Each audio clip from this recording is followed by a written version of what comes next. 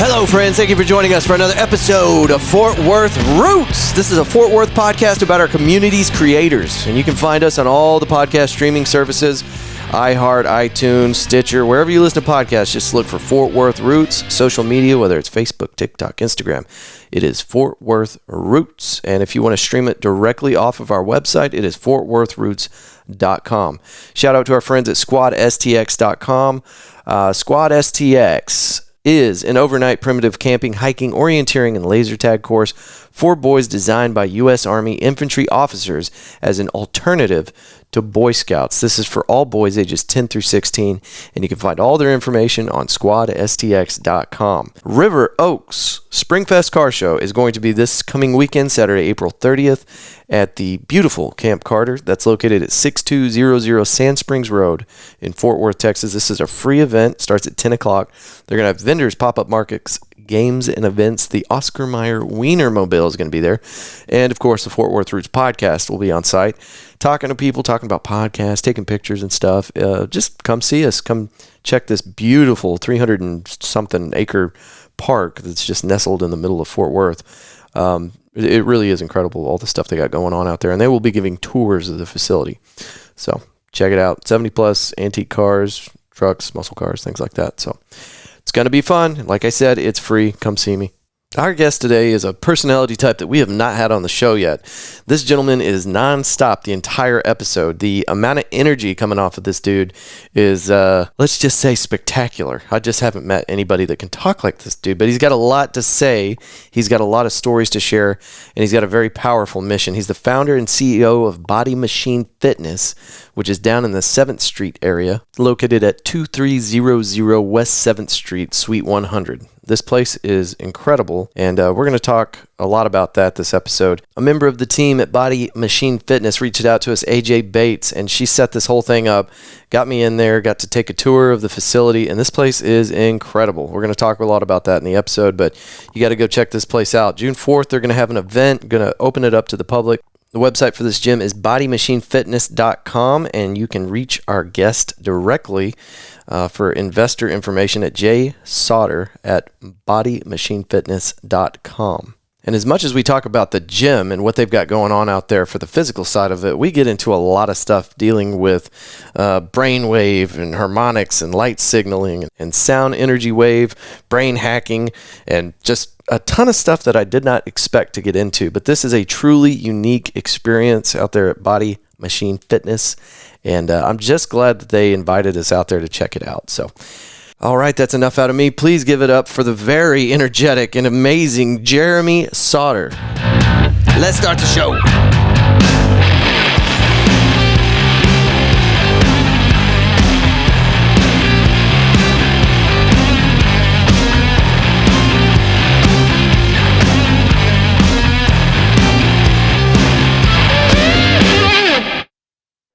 How did you know that was good?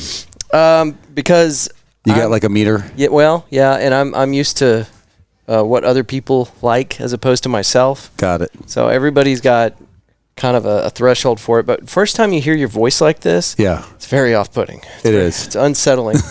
And I heard something not too long ago that kind of blew my mind, but it's 100% true. You have and never will hear your own voice. That's true. Because anytime you hear it, it's a recording. Or whenever you speak, you know, you're hearing it through your nasal passages and through your chest. And so you never will hear your actual voice. That's true. So when I hear myself played back, I'm always like, that's how I sound? That's not me. Yeah. It wasn't. I probably recorded and edited and then produced 40 episodes before I finally got kind of okay with hearing my voice. Okay. It still kind of drives me nuts sometimes, especially because I can always hear the stutter, or whenever maybe I have too much moisture in my mouth. I can hear every one of those little sounds. So. Yeah.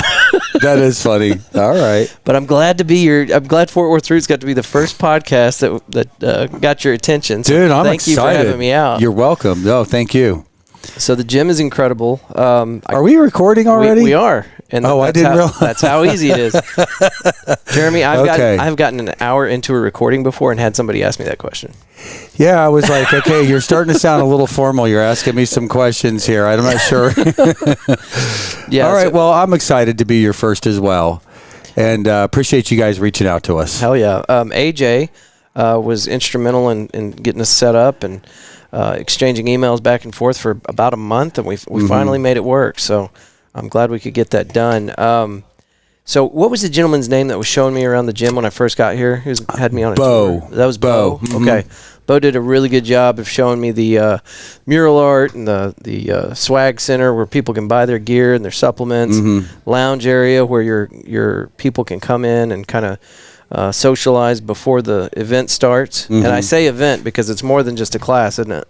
Yes, definitely. And then he took me into the actual, after showing me the 3 saunas that you guys hear, infrared saunas, very large saunas. Yeah. And then he took me into the actual event room. Yeah, we call it the transformation room. And I told you this earlier before we started recording, but when I walked in there, having just edited a podcast that I did with somebody that talks about alpha waves and beta waves and all these different ways to influence your behavior, your mood, your mental focus using sound waves and light and rhythm. When I walked into that room, I knew that I had just walked into an atmosphere that was the grand targeted experiment. for that. Yeah. Right, grand experiment.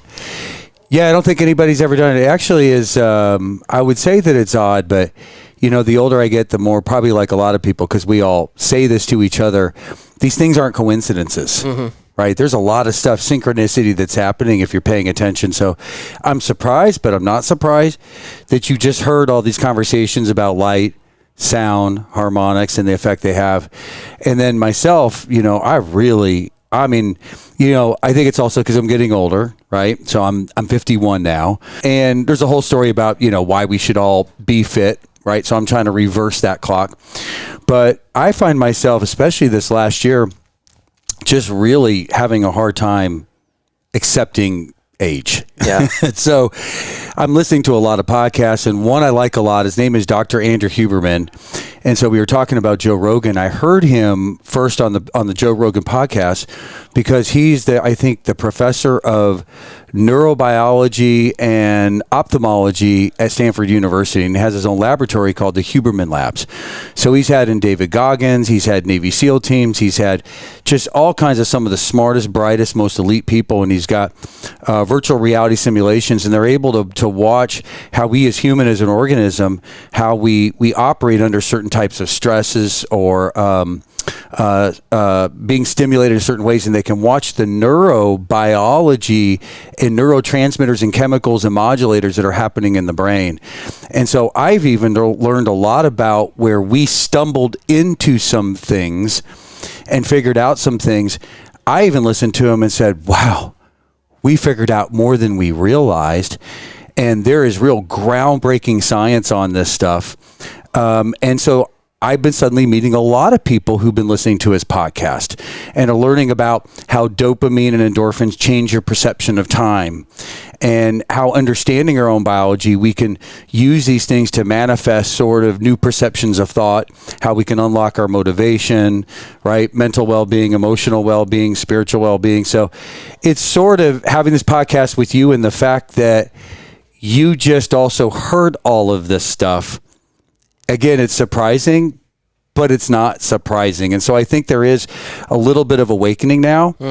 And I have this intuitive feeling. I can't explain it. It probably originates from a dream, but I really am beginning to believe that sound and harmonics really are like a core secret to everything.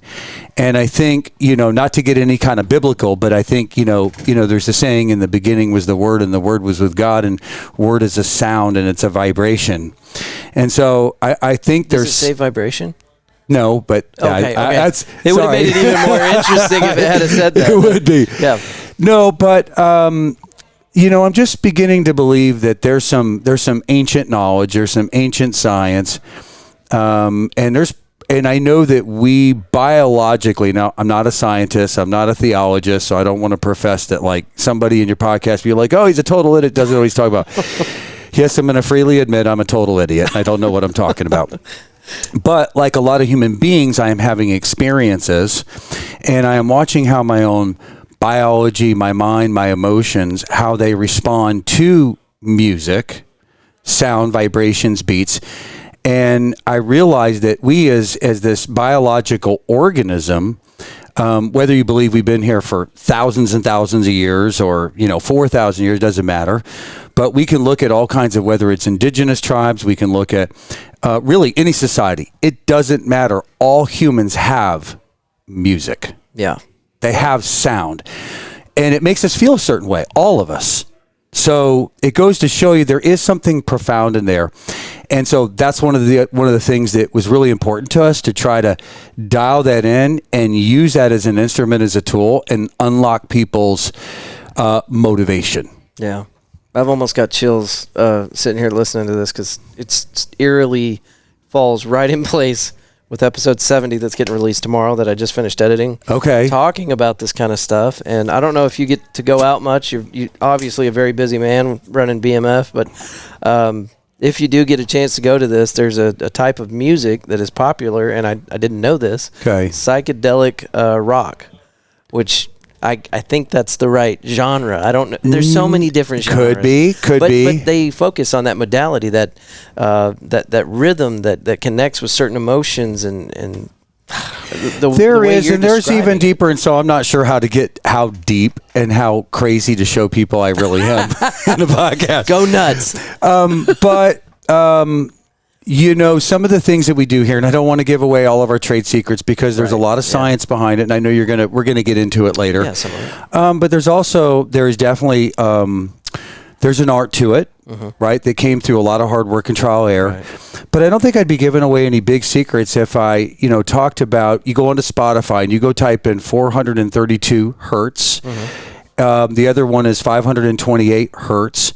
So there's a lot of... and what are these? These are frequencies of sound where they use binaural beats, which has been around now been studying it for decades. So typing in those combinations of letters and hertz into Spotify will get you just... Watch this. So I'll show you if I am looking to focus. He's pulling his phone up and Spotify up for me right now. And here's one. These are called binaural beats. So you can go into Spotify. Binaural beats have a way of aligning your right and left hemisphere of your brain, which are always oscillating, and bringing those into harmony, and they affect your neurochemistry and allow you to focus or be relaxed or be stimulated, whatever it is you're looking for. And so I'm just going to type in here to the search bar 432, and there it is, 432 hertz, deep healing, 432 hertz, different playlists. Here's another one called 528 hertz. So they've known, and so there's scientists that study this type of stuff. And I've had an opportunity to talk to some neurologists and people in this. I'm not a doctor, so I try to get out of all the super deep stuff. But what I always get from it is that there's an awful lot of research, and there's an awful lot of science, and it's building, and it seems very real. As we can expect, if you were to go listen to your favorite, hype music, you naturally are going to get hyped. You're going to get energetic. And we all know we walk into a spa with, more relaxed, we're going to start to feel more relaxed. Yeah. Right. So we can sort of see the bigger movements of this, but there are even within there certain frequencies that even affect that even more. Right. And those are some of the frequencies, and there's probably others. So rather than just playing relaxing Indian wind flutes in the background, you could play relaxing Indian wind flutes to a certain number of hertz and get closer to the desired result. A much more dramatic effect. That's cool. Right. So we take that knowledge and we use that. And one of the things that we do in here is we also, while I also love what we do here, and I'm addicted to it, right? Ultimately, we always laugh and we go, we built this for us. Because we're just like everybody out there. They look at me and they go, oh, you seem like a really fit guy. You must have like the perfect diet and this or that. I'm like, come watch me at night. Sure. I'm so busy that it seems like I have a pretty good diet and I eat mostly clean. But I am also about just everything's in moderation. So I go home and I like to have my 2 Oreo cookies and then I get out my gelato. I try not to eat more than half. Right. I still like to drink. I don't know if I should admit that, but so I like to also live a little bit, Yeah. And so we also knew we need to be fit. We know it's important for vitality, longevity, mental health, emotional health. Those things can help with spiritual health. So, all these things are really important for us. So we needed to build that thing that would stimulate us to overcome our own barriers to why we don't want to work out. Right. Why most of my life I wasn't really working out. Hey, you mentioned that earlier, and we needed. I love the way you presented this when we came in here, telling the story, and I don't want to rob our listeners of that, but you had started off at a pretty unhealthy place before you decided to kind of take charge and get your health in order. Mm-hmm. Yeah, I would say I'm embarrassed to say it, but you got to own it, and you got to grow from it. But I was an athlete in high school, played a lot of sports, and there was always the collegiate energy, and it was a lot of fun. Went into the Army, had to stay very fit there. How long were you in the service? 3 years. Well, thank you for your service. You're welcome. So did that, got out, and you just like everybody else, you start working every day, and then at the end of the day, you're tired, you're exhausted. Last thing I want to do is go work out. Right. What I want to do is go have a beer. Everybody listening right now feels that on a spiritual level. So I also, unfortunately, in the military, I was airborne operations. I was a paratrooper. And so I think the night before I was going to do my very first jump, somebody had a pack of cigarettes. I'm like, I'll smoke one. Little did I know that was going to lead to like 15 years of being a smoker. It was a strong cigarette. That's why it got me high, I guess, off the nicotine. So I fell into a pattern of, honestly, and for the older listeners out there, you remember Bennigan's, and there was one up here off of North Loop 820. I love that Bennigan's. Right? Before they closed it down. I have no idea how it went out of business because it was great. Dude, if I could just have a Monte Cristo sandwich. Remember that? Yes, I do. I do. It was that good. That I remember it was. All the way to now. So I was that guy where that was my form of entertainment. We would go there. We would play that trivia. You get those little boxes and you play, drink beer, smoke cigarettes, and just on repeat. And, without realizing at my waist size, I had to go up to the 33, then the 34, and then the 35, and then the 36, and then the 37. And finally, I was reaching kind of that 38. And I remember my kids calling me Buddha Belly. Like, Dad, you're Buddha Belly. It's not a good feeling. No, it's not a good feeling at all. But I didn't even see myself, believe it or not. Yeah. I didn't. And I even thought those that worked out like crazy, I thought they were fringe and just didn't really understand it completely, even though I'd been an athlete. But somewhere deep in my mind, I always said, at one point you're going to have to stop. You need to get fit. You need to exercise. But just every time my mind would drift to the idea, because I had many times gotten a membership. I had a 24-hour fitness for like 5 years, but I wouldn't quit it because I was paying $20 a month. Yeah. And the minute I quit paying it, then I knew that I'm giving in. So I kept that damn membership, and I may have done it 5 times. I didn't know what I was doing. I didn't know where to begin. Even though I lifted weights in high school, I knew if you don't have a program, you know what you're doing. I can't afford a personal trainer. Shoot, man, that's $500 minimum a month. So I just was in the same trap. All I had was excuses and barriers to why I couldn't get myself self-motivated to go do this. Luckily for me, he's probably about 10 years older. He's like, Jeremy, we should do this sprint triathlon. And I said, okay, what's that? Because I've always watched it like back in the worldwide of sports when we were young. I watched him doing that Hawaii Ironman. I'm like, dude, those dudes are crazy, swimming 2.5 miles. Who can swim 2.5 miles? Right. But I was like, okay. And he goes, well, it's a short one. You only got to swim 500 meters. And I was like, okay, I can swim. I'm from Florida originally. I can swim. And you only got to bike this and you only got to run this. And I said, okay. And I did it. I lied to you not. I literally thought I was going to drown. I was holding onto a kayak. Oh, you didn't practice? You didn't train? A little bit. I thought I did. But then you get out there and you get all stimulated and your heart rate's going and all these people are banging into you during the swim. And anyways, I got done with it and it felt great. Right? And then what did I do? I went over to the car and I got out my pack of cigarettes and I'm looking around and there was nowhere to hide and I was embarrassed. I'm like, oh my God, I want to smoke a cigarette so bad. And I did. Yeah. Oh yeah. But then I was addicted to the feeling afterwards. So then I said, well, let me do the second race and let me do the third race. And so I began to string a bunch of these together. And what I realized is I don't have to solve myself in a day. Every little success I begin to have, begin to invoke more positive thoughts. I was like, well, maybe when I go home, I'll maybe have a healthier meal. Now I have a purpose to start training. Right. And that really did get me motivated. And I realized it's because of John, who was the gentleman who got me to shift, that he really actually saved my life. And I really look at it like that. It took a friend to just convince me to do something fun. And that fun thing changed my life because I didn't change all my bad behaviors in a day.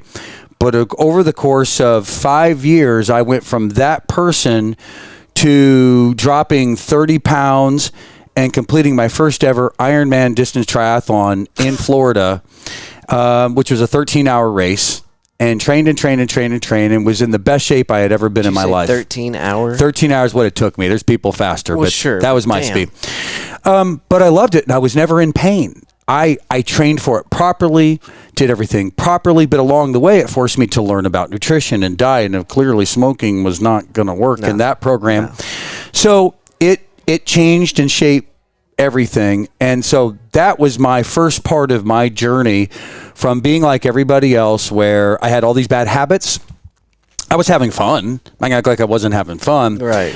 But somewhere in the back of my mind, I knew there was a clock ticking. Yeah, and I even remember I had like a sonogram, and they had like, you have extra fat around your liver, right? So who knows where that pathway had gone had John not intervened. And how old were you whenever that? 35. Okay. 35.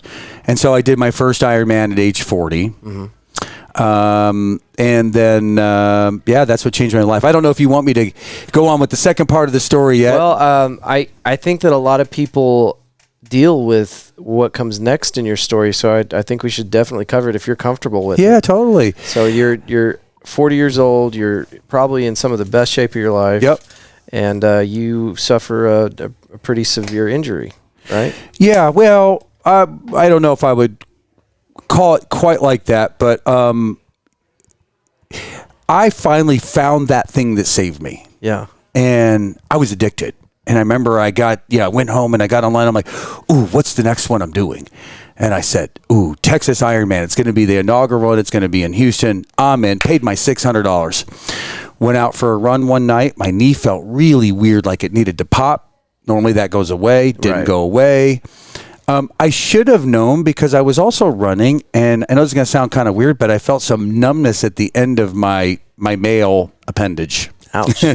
Right? So I knew I had probably some back issues and maybe some nerves getting hit from all the pounding. Something ain't right. Something went right. So I went to see an orthopedist, and, he comes in and he says, well, I got bad news. And it's not like horrible bad news, but it's bad news for you. Yeah. He goes, you actually, you have advanced arthritis in your hip. You have it in your knee. You have it in your foot. You have it in your right lower back. He goes, and actually it's advanced enough that you need a total hip replacement. Shit. And I went, what? I'm 40. He goes, right. It happens. He goes, the problem is I don't want you to have it yet because they don't last forever. Right. So you clearly need to stop running. You're going to have to find something else and last as long as you possibly can with rehab and whatever else you can do. And this is killing your soul because you just spent the last 5 years falling in love with running again. Oh, yeah. And so I immediately, over the course of a year, I grew bitter. And just a chance at all of my new social friends, all my social networks, everybody I'd met, all the parties I go to, everything was centered around this. So now I would go to the party and everybody, of course, and now I realize how annoying fitness people can be. Because what we talk about is, cool, how was your last race? What's your next race? What did you sign up for? What's your best PR? What's your goal? Right? And that's what everybody talks about. And suddenly I'm showing up and they're all asking me and I'm like, nothing, I'm out. And I realized the whole conversation had one layer to it. And it was all that. And I don't fit into that. And so right away, I just kind of began to drift. And I was so bitter that even though I had friends that were doing Texas Ironman, I just couldn't muster it to go down there and watch them do this race. Yeah. And so honestly, as David Goggins would say, I was being a wuss. Yeah. Right. I was being selfish. I was being a wuss. I was being poor me. I'm the victim. Right. And forgetting to be grateful for a lot of things that I had in my life. So somebody said, I remember her name is Bridget, and she was a trainer at some boutique fitness gym. And she goes, you should get into bodybuilding. And I'm like, ugh. I don't want to do that. That never interested me, right? I laugh at those people sometimes, It's a right? lot of work, yeah. Oh, it is. It's a big commitment. Your whole life is structured around that. Yeah. And so she said, well, what about group fitness? I was like, it conjures up images of Jane Fonda, step aerobics. I've been a few times, and in the Army, they actually brought in a aerobics instructor, and all she did, she spanked all of our asses. We're all like 18-year-old guys in shape, and I mean, we were victims that day. But so I knew I needed it because at least over those 5 years, I learned how I feel after I work out. I learned how it hormonally changed me. Right, my brain chemistry, and I always felt a certain way after doing these workouts, and so I could still remember that. So I just suddenly said, look, it is what it is. You're going to have to accept it. Is life fair? No, life's not fair. You've got it better than most. Some got it worse than you. Some got it better than you, whatever. We've all heard there's this great book out called The Subtle Art of Not Giving Enough. An F. I don't know if I should say the word. You can say whatever you want on this podcast. Okay, so The Subtle Art of Not Giving a Fuck. And so he kind of talks about this in there. So I said, okay, here's what I'm going to do. I'm going to go up to, and I went to Lifetime Fitness, and I looked at their roster, and I said, oh, there's this thing called Insanity. I've seen that before. It's that guy, Sean T. I'll go do that class. There was 4 people in the class. It was super freaking boring. But there was this girl that approached me afterwards. She was cute. So I said, okay. She says, hey, if you really like this, you should come do this class on Wednesday and Saturdays called Tabata Boot Camp. So I said, all right, I'll come try it. And I walked into one of those classes, and there was like 100 people in there. And I was like, oh, shit, this is kind of cool. And I did the class, and I actually had a great time, and a bunch of people talked to me afterwards, and so I got what I needed. I needed fellowship, right? Because we all are, and we can talk about that in a little while, about the problem in this country, which is really obesity, I believe, is really a problem of loneliness, right? And I think everybody is actually pretty lonely when you get down to it. And so I was getting the social interaction that I needed. I got the exercise that I needed. I felt good about myself again. So here I am, and so I went right back into it. Wednesday, Saturday, this day, I'm there. I'm up in the front. I got the moves down. I know how to do it. And then really liked this instructor. And they said, oh, unfortunately, she's leaving. She's going to be going over to this new boutique fitness brand called Orange Theory Fitness. So I went over there to Orange Theory Fitness. Of course, I was like, oh, my gosh, I'm going to die. How am I going to I don't know what to expect, but I'm scared, right? It's kind of a step up, huh? It is. Yeah. So I go there, have a great workout, but right away, I also am getting bored. Yeah. I'm not being stimulated enough, and we can, in a minute, as you ask questions, we'll talk about that, but I just got bored. As quickly as it was novel, which piqued me, right? Got me curious to pay attention to it.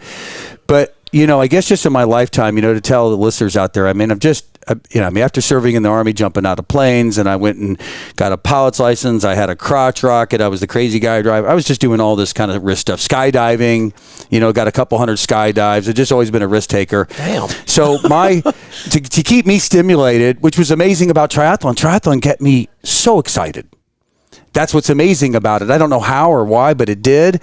Maybe it's because it had the social element in there with the group fitness. I really did like that a lot. And so got that now, but I got also bored very, very, very quickly. And so I pay a lot of respect to a lot of the brands out there. They really are the pioneers, and I have nothing bad to say about them. We're better than all of them now. Talking about the different types of gyms. Yeah. We're better than all of them because we took all of the things they pioneered, and we built a better mousetrap. But and you're not just saying that. You have documented proof that you're better than them now. Yeah, I guess so. In two different categories, right? Right. Okay, so when we talk about that, so we can touch on it. Yeah. So I'm proud to say, under the covers, everything's harder than it looks. So I thought starting a fitness business, it's going to be easy. It's going to be easy money, and it's fun. Yeah. Right. Everybody's happy. It turns out, though, to operate at a very, very high level with customer service, with hospitality, it is it's a grind. It's excruciating. So it's not me. It's a team, and I mean that sincerely, right? I might have vision, I have thoughts, I have ideas. They're not all good, which is why I need people around me to also go, rein it in there, yeah. But we, as a collective team who have grinded it out through COVID, who survived through COVID, who day in and day out are passionate about what we do for we always see ourselves, a version of our old selves that needs to be saved, and all the members around us. And we really do have a higher calling, and we can even get into that about what was the spiritual foundation and premise behind BMF. Because when we pulled out the napkin, those were the first thoughts. It wasn't about the workout, the music, the lights. It was like, if we're going to do this, then what is our higher calling?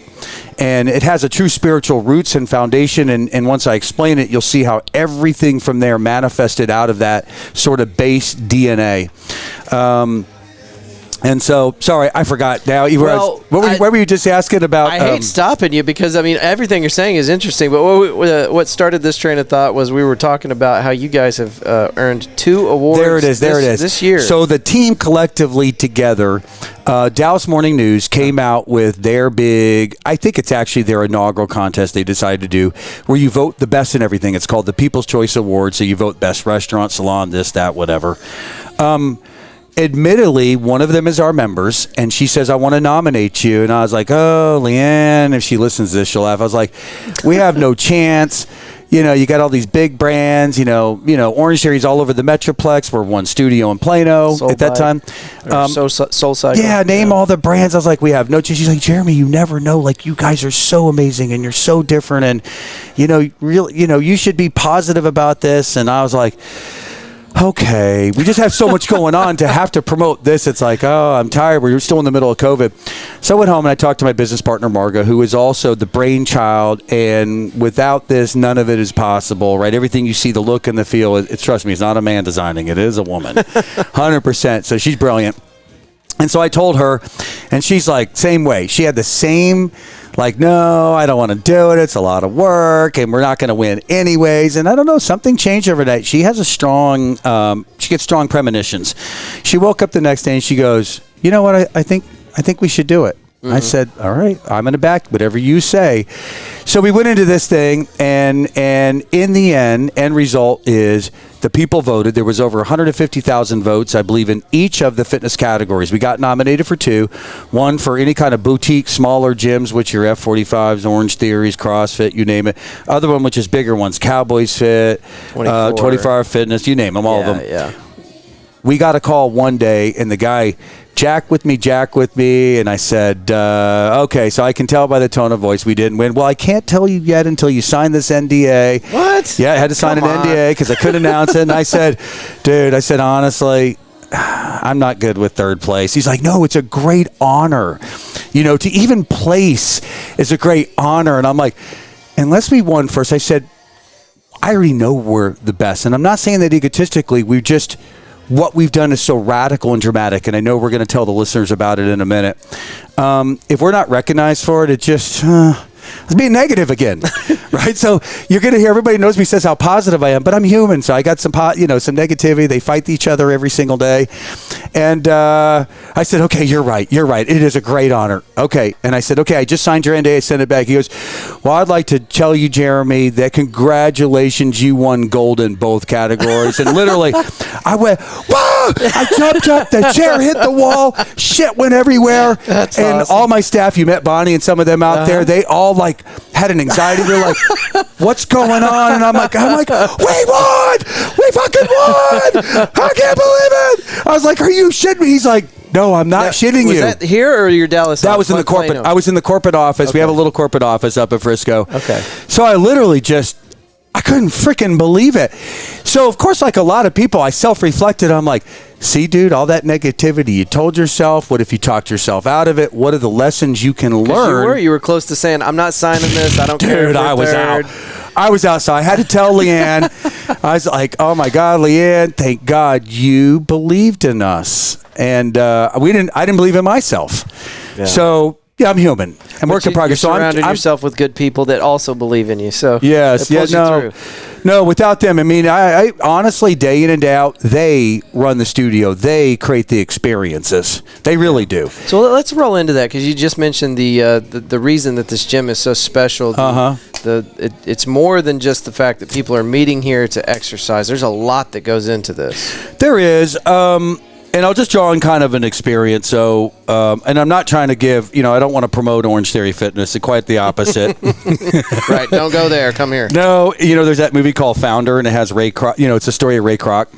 Is that the McDonald's story? Yes. Yeah. Oh my God. And they asked, what would you do with the competitor? And he said, if he's drowning in my pool, I'd stick a garden hose down his mouth and push his head underwater. So, but competition is ultimately, none of us likes it, but we all recognize that it's healthy for us. And without them, I wouldn't be here. So I do owe some, like I said, some credit. Yeah. I'm sorry, I got lost on my. Remind me again of the question. We're just talking about the reason that BMF is such a trailblazing, got it. brand I'm back on new track. idea. Sometimes I lose. I go down the rabbit hole. You bring me back. I'm glad that I can, because usually I'm the one losing focus. Okay, so I'll do that to you. So I remember going there. I'm tired. I'm stressed. I have a heavy head. I do this workout. I'm done, and I feel different now. Right? I want to talk. I want to socialize. And there was nowhere to do it there. It just wasn't that environment. The space was so small. And I went and sat in my car, and I'm sweating all over my seats. And I'm like, well, what do I do now? I guess I'm just going to go home and watch Netflix and eat again. Eat some ice cream. Right? And be lonely again. Some Oreos. So I began to just kind of reflect on what are my emotional needs and what are my spiritual needs. And I feel this way. And I start talking to other people, and they feel this way. And this thing could be so much more. Of what our needs are. And so then I tied that back to my triathlon community and the fellowship I was getting there. So I just began to see a pattern of, again, my own needs, other people's own needs, and I began to see that there wasn't really anybody fulfilling it. So I remember one night, my daughter was back from college, sent her to ASU. Somehow she had convinced me it's not a party school. And I was just telling her, I said, I'm so frustrated. I can't find a place that I really like that does. Why doesn't somebody have this incredible music? And why aren't they using a professional DJ? And why don't they have lighting? And why don't they, why, blah, blah. And she looked at me and she says, Dad, I'm tired of you talking about it. You should just do it. You're in the hotel business. You know how to go get the capital. You know how to do all this. She goes, just shut up and do it. I looked at her. I said, all right, open up a bottle of wine.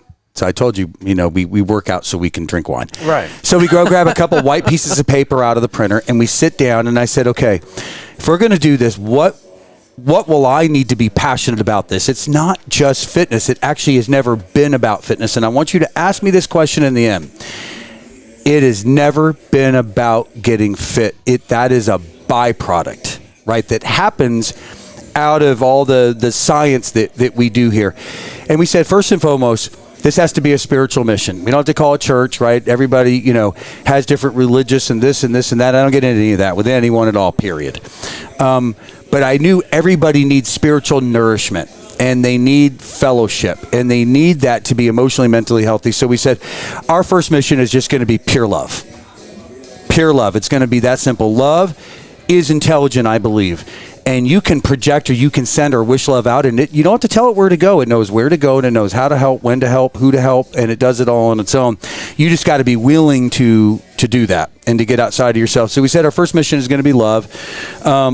We want to help people. We want to transform people and give them healing on any level they need. Mental, emotional, spiritual, physical, sometimes all four, all combined together. And so we drew out little diagrams and triangles and priorities of all of that. And we said, this is who and what we are. This is the foundation. This will be the vibe.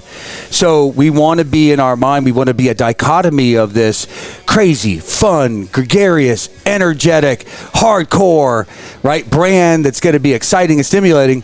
But we also wanted to be loving and accepting. We wanted to have a lot of yoga elements in it, right? No non-judgment zone. Everybody's on a journey. Everybody's got hidden scars and traumas. And we want to nourish everybody, whatever it is that they need. We want to be something to everyone, no clicks, and create this amazing vibration of community, vibration of the brand that people, when they come in, and they can actually feel it. So that was our beginning point. And so to sort of cement that into place, we ended up paying a firm in Dallas like some ungodly amount of money, but we wanted to get it right. We knew whatever we're going to do, if we're going to embark upon this, we're going to create a national brand. So we hired $20,000 and paid a firm to help us figure out our own DNA. So we sat in a room, and we had to create design boards and cut out magazines and pictures and this and that. And we had stuff all over the walls. We had an entire team of people, and we distilled it down into 7 DNA points that were a lot of things like be, real and authentic, and how to be raw and edgy. So it was sort of, we love dichotomy with our brand, by the way. So I'll talk about that just for a second. So, Sure. So everything we do, we're trying to manage the lightness and the darkness and the yin and the yang, because we believe, again, the spiritual foundation, this has sort of a, you can look around nature and you can look at everything and see the dichotomy of everything. And so I remember, I don't know his name. There's some listeners out there that may have. I think his name was Gurdjieff. And I remember reading a philosophical book of his like 30 years ago. And he had been a famous Russian ballet composer. And he was known for having the most incredible ballets. And later in life, when he began to talk about what his secrets are, his secrets were harmonics, octaves of sound. And he realized that if he made people twirl and spin and move around that matched the way our solar system and the rotation of our planets work, that this somehow would unconsciously signal everyone and create sort of this entrainment or this synchronicity, and you would have those goosebump moments. And that was his secret. Right? So to me, I was like, well, how do we build BMF with these layers of sort of spiritual and mental things? And so it even led us into, in the hotel world, there's a designer called Frank Lloyd Wright. And right, he has a squad in Arizona, and some of the most famous architectural buildings and houses from Chicago and wherever else, right? These are things people go on tours to see. Yeah. And so one of the things I learned from him, and I got invited many years ago and paid to go do a trip in Arizona and meet I think it was his great-granddaughter, and got to hear a lot about, his evolution of his art. And he figured out that you could create experiences, emotional experiences with people, neurochemical, now we know it is, by, for example, bringing them into a hallway that starts to sort of get constricted and gets dark and makes you feel compressed without realizing it, though. And then you would open a door into a grand chamber where the walls are white, and it's light, and it's expansive. And that idea of going from compression before birth and then going into the opening and the release of rebirth, he tied it to being in the womb and the experience in the womb and to being given life. And again, there's many examples, and there's many mystical schools and so on and so forth we could all point to that is sort of where we realize that. So we said, okay, how can we also design the studio as well to invoke feelings, thoughts, emotions to fit with the energy and the vibe and all the philosophical and spiritual concepts that we wanted. So that was a huge part of our brand as well. So we really thought very deeply. It sounds like it. Yeah. It so was from the engineering of the building, the design, the color schemes, the sounds that are coming out with the music that you're playing here, and in conjunction with the strobe light show. Don't say strobe, because strobe will actually make people like, okay, not strobe light, not strobe. we did practice light with show, it. Yeah. The strobes were too much. Yeah. Even for me. I was like, that's too much. But it's not overwhelming, but it puts you in a state of awe whenever everything inside that main room comes alive. The music and the lights and everything. It's really something. It does. No, it's I look at it and I ask myself, well, first of all, I'm honored to be in this community. But when I look at it, I go, damn, this should be in Vegas or Dubai. And I don't think people realize that yet, that, we love Fort Worth. We love the Metroplex, and we are growing a lot of really dear friends here, right? Yeah. So, but there is a part that says this is like Walt Disney World. It's over the top in the best way possible. Yeah. It is a production. So, I mean, do you think we sort of maybe now tell people what we're doing?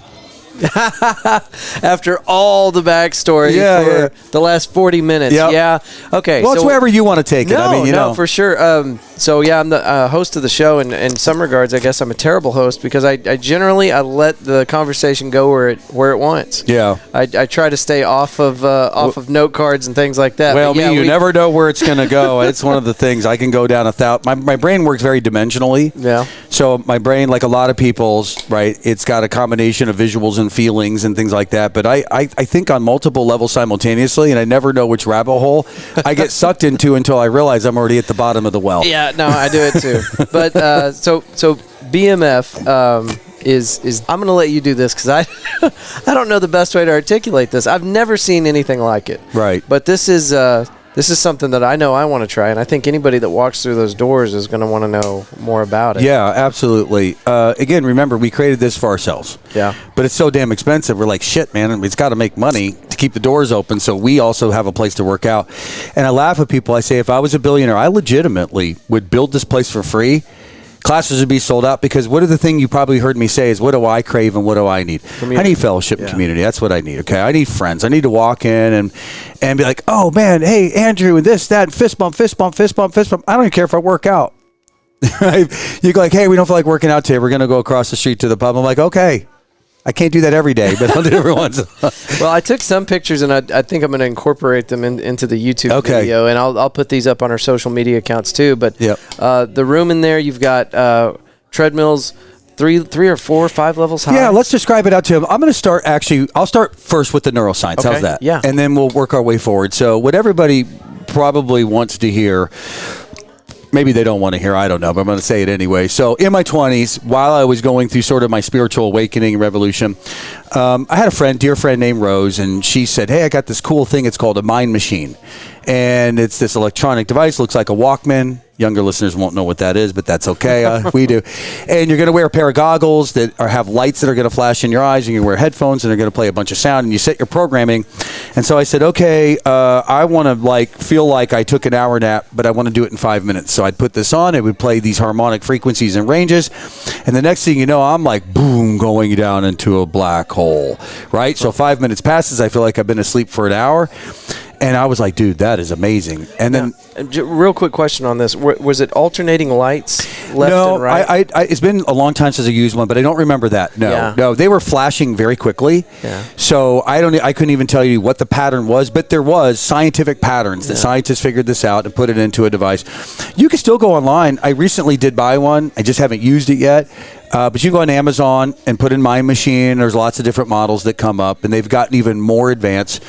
But they deal in a science called brain entrainment. Okay. And it's a fancy name to say that you can synchronize or entrain your neurobiology to be in synchronicity or harmony using rhythmic sound and pulsing light and even electromagnetic waves. Although we haven't tried to do anything crazy like that yet. Right. Maybe that's a new frontier. And that by doing that, you can actually shift people's brainwave states, and you can move them from an alpha state to a beta state. And a beta state is a high state of arousal. So you know when you're ready to do that 5K and you kind of got the little jitters and you're like looking around for the porta-john because you got to shit all of a sudden at the last second, right? That's all those neurochemicals that are flooding through your system, right? The endorphins and whatnot. And so this machine could actually shift your brainwave states using binaural beats and harmonics and light signaling. So that's always stuck with me after all these years.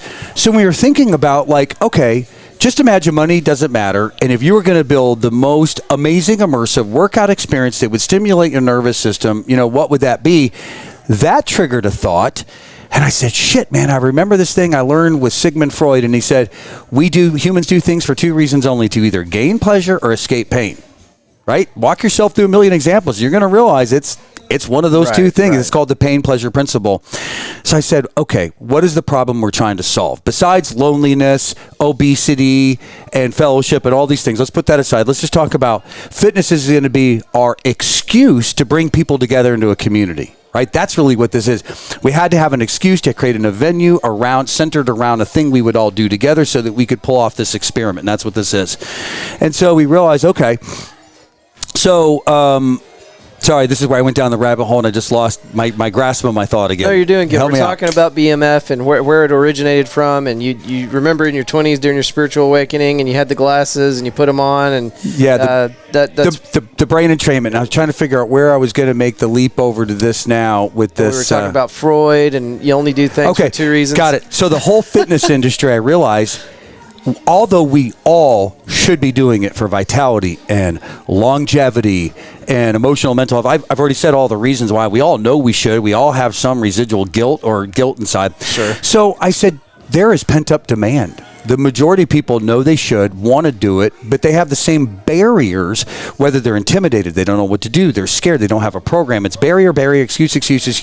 I was exactly the same guy. So we said, that's just a lot of pain. So somehow, what if we could rewire the brain and we could hack the brain to associate working out with pleasure? People who run get runner's high, right, and that becomes their addiction, but the average person isn't going to go out and run or run long enough. It takes a while to get there. It does. It used to take me 45 minutes. At 45 minutes, I'm floating on air. Yeah. So it suddenly began to occur to me as my mind was folding these thoughts into each other. I said, whoa, what if we could bring everybody into a group environment, and we could use the light processing and signaling, and we could use the sound energy waves, and we could figure out the BPM and the harmonics and all these things we still need to figure out, and the architecture, every element. What if we pulled this together, and in there we could, as a collective group, so kind of a group collective nervous system, a CNS, what if we could synchronize everyone together at the same time of a collective mind, and doing that we could activate the reward and pleasure centers of the brain. And by doing that, we could trigger the release of 4 really important neurochemicals, dopamine, endorphin, serotonin, and oxytocin.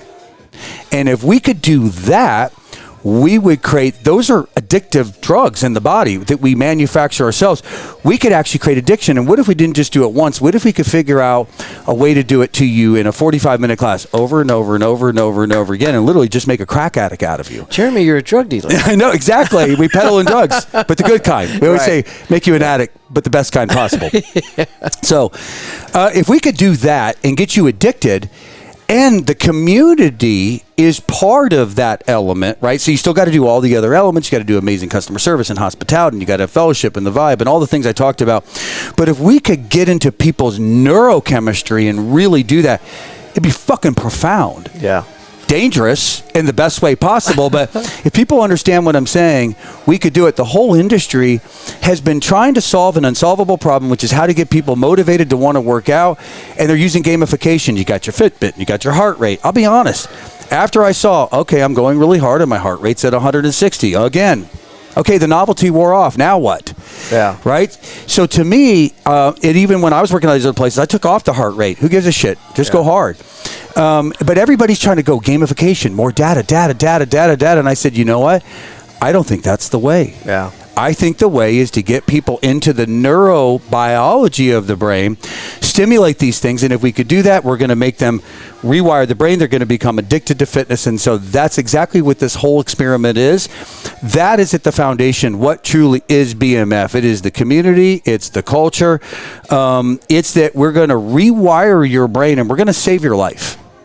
We're going to make you love fitness. We're going to make you love it in a way you never even conceivably thought is possible. And you're going to get real results, because if you love it, you're going to keep coming. And if you keep coming, there's no way in hell you're not going to get amazing results. Yeah.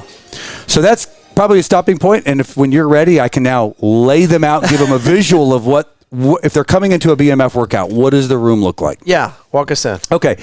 So similarly, to like, we want to be the most kick-ass thing in every department, right? You name it, we want to be the best. Spiritual, we want to be the best. We want to be the best. We want to be this. Not because of ego. Just, I want to put that out there. Not because we care about, we're the best, let me pat myself. Dude, that actually rubs me the wrong way. Right. It's literally about creating, and I get chill bumps. I just said it, right? And you can see that on me. It's creating the most amazing experience for people. This is the act of love. Because if we can create this experience for them and change their lives, that's where I derive, and that's where all of us that are here derive our passion from. So that is really what drives us each and every day. So now, of course, that's why we want to be the best, because we want to give you the best. So we said, okay, what can we do with the room that would also play a part, unlock the psychology, make you dig deeper, want you make it more, give you feelings of primal feelings, make you feel connected into the room. And so we looked at some of the brands like Orange Theory, and honestly, again, not trying to knock them, but like staring at myself in the mirror for 45 minutes to an hour, pretty fucking boring. So kind of a little weird. Yep. So I took some things from some other brands that I really liked. And so basically, if everybody will imagine a big 3,000 square foot rectangle, okay, it's huge. And when you walk in to the direct center, on the left-hand side, you got half the room, and we put 3 rows of treadmills. You got 10 treadmills on each row. and the second row's up on a 3-foot platform, and then the third row's even on a 6-foot up. So it basically is an ascending stadium-style configuration with a ramp that you walk up, you go up and down. This way, if you're on the third row of the treadmill, you can see everybody else in every row, and you can see everybody else in the room, and you can see the trainer from every angle. On the other side of the room, you have this big training apparatus that we connect a lot of cool shit to that's like toys that make it fun. But it's basically where we do all of our strength training. And if you're on a treadmill, it's directly in front of you. That's exactly right. So you've got 30 people on the treadmills, 30 people on the floor, and we have 6 additional spots called double floor. Those are people like me that don't want to run a lot because I have arthritis. And so we just get to do more of the strength training. And the workout is based on HIIT. Everybody has heard it now, high-intensity interval training. This is the most efficient way to work out. So again, we are looking, what's the best of everything? Well, HIIT is the most efficient, most effective way. It stimulates the most human growth hormone, right? It has a lot of hormonal benefits to it. So we said, okay, HIIT style has got to be the way that we're going to do this thing. So we take a typical workout of 45 minutes, and we broke it into 6 rounds of 5.5 minutes each. So it doesn't matter where you start. You start on the treadmill, you're going to be walking, you're going to be jogging, you're going to be running. If you can't run, you can be jogging, you can be walking. It doesn't matter. You can put it on an incline. We walk backwards, sideways. We do weird shit that nobody's ever even done before, right? Like getting a plank and your feet are on the ground, and I don't know. It's hard to explain. We do some cool stuff that makes it interesting. So you'll spend 5.5 minutes listening to an instructor give you the cues of what you should be doing, right, at what incline, at what speed, whatever. And then you get a little intermission, so you get to recover, and you're like, oh, thank God, because I couldn't run another, whatever amount of, distance. You rotate with the people on the floor. You go to the floor, and now the workout starts again, and now you're going to do a series of strength exercises, and we use all kinds of equipment. We don't do anything weird or funky. The minute you get all these weird and funky things, like, people don't understand it. So it's dumbbells, medicine balls, sand bells, things like that. But every day it changes. So we also knew that people get bored easily.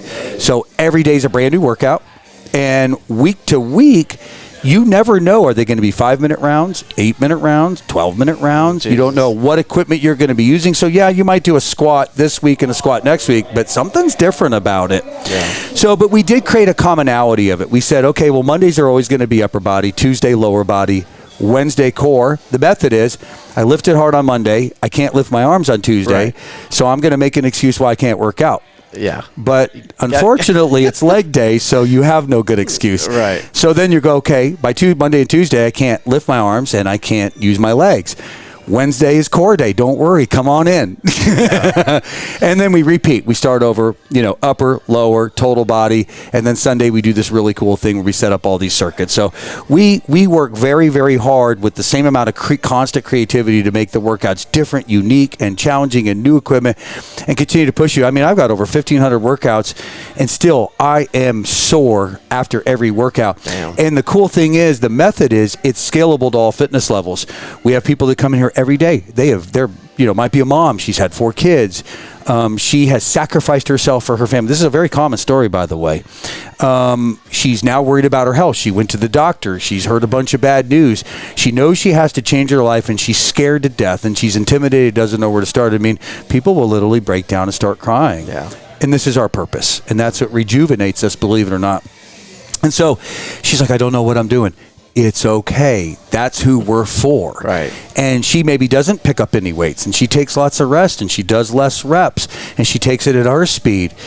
None of that matters at all. Well, and the way you just described that workout, it's perfect for somebody like this because it literally is engineered into the workout. It's all self-paced. It is all self-paced.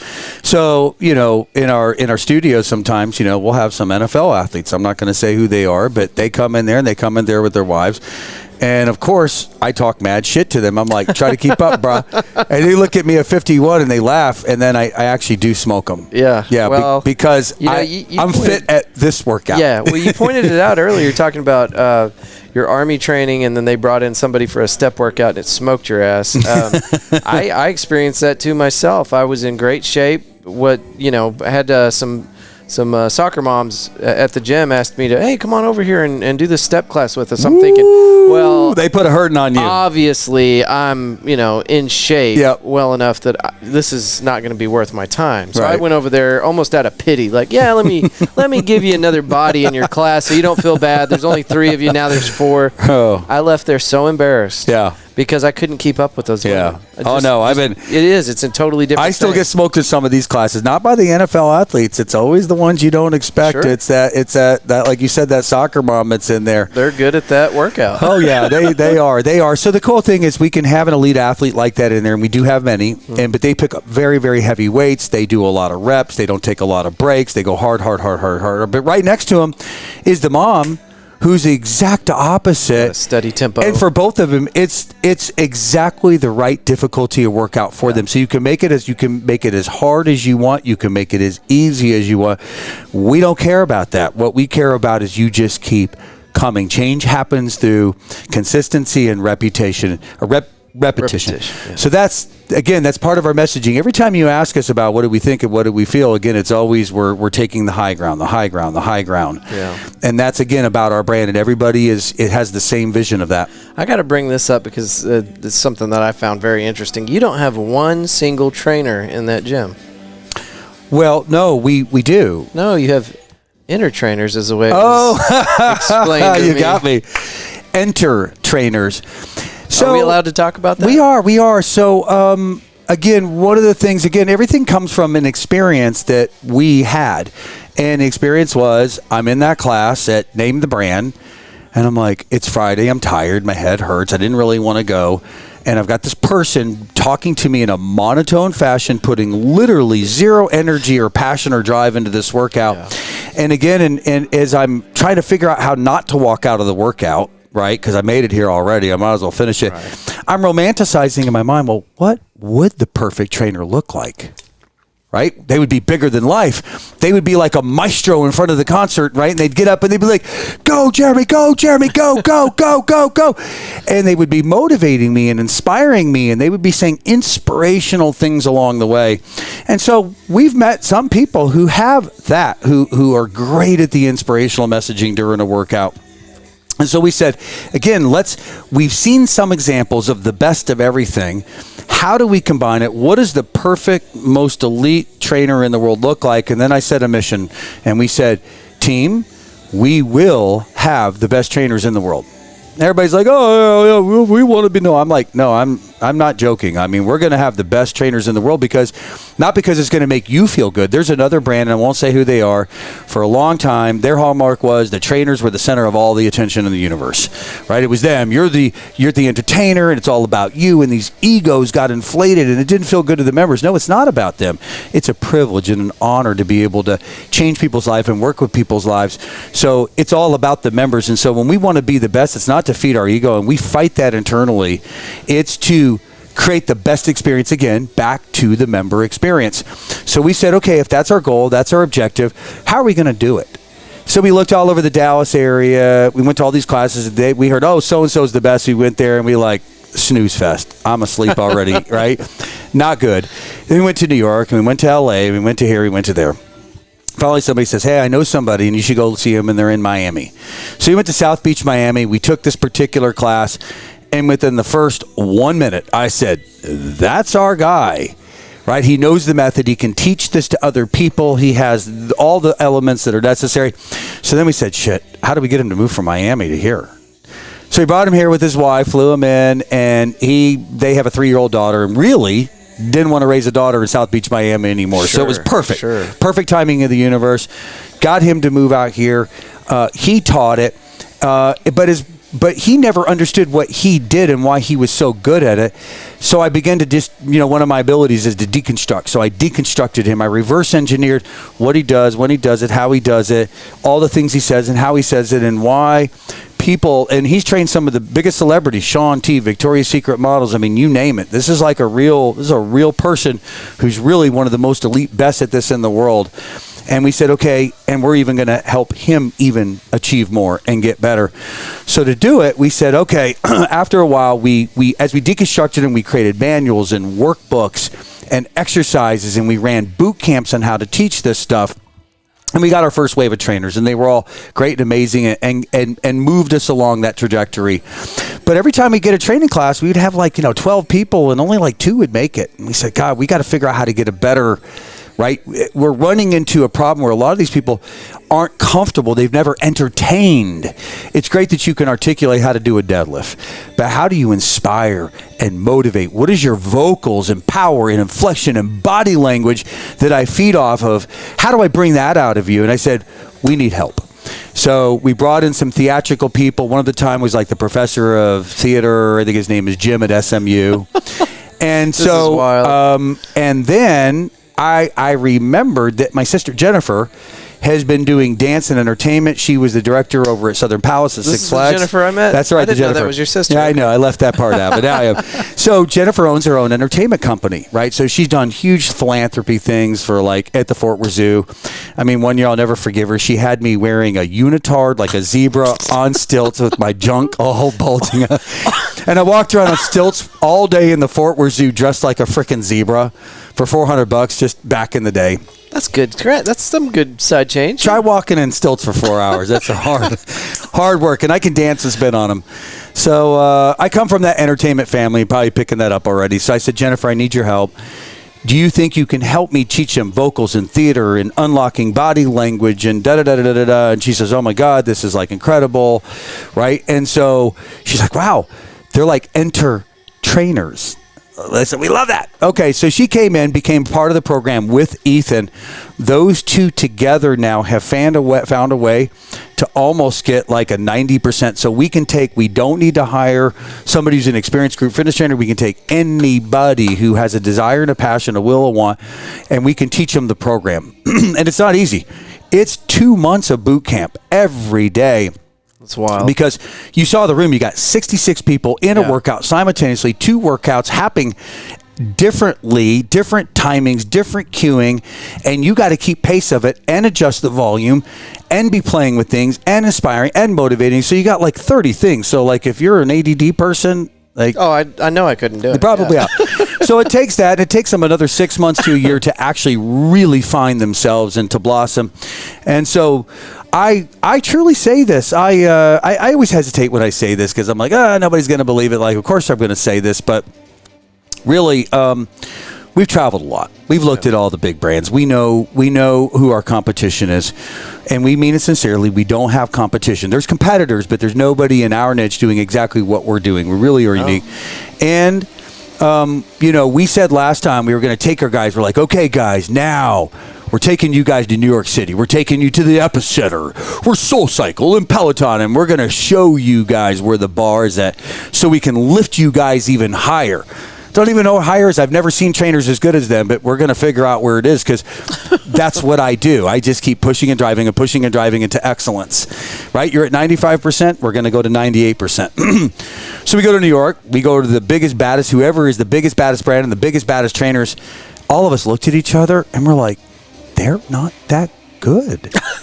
They're not that. We all walked out going, that's the best. Mm-hmm. So anyways, there was nothing to teach our people. They're above them, and we're even critiquing them.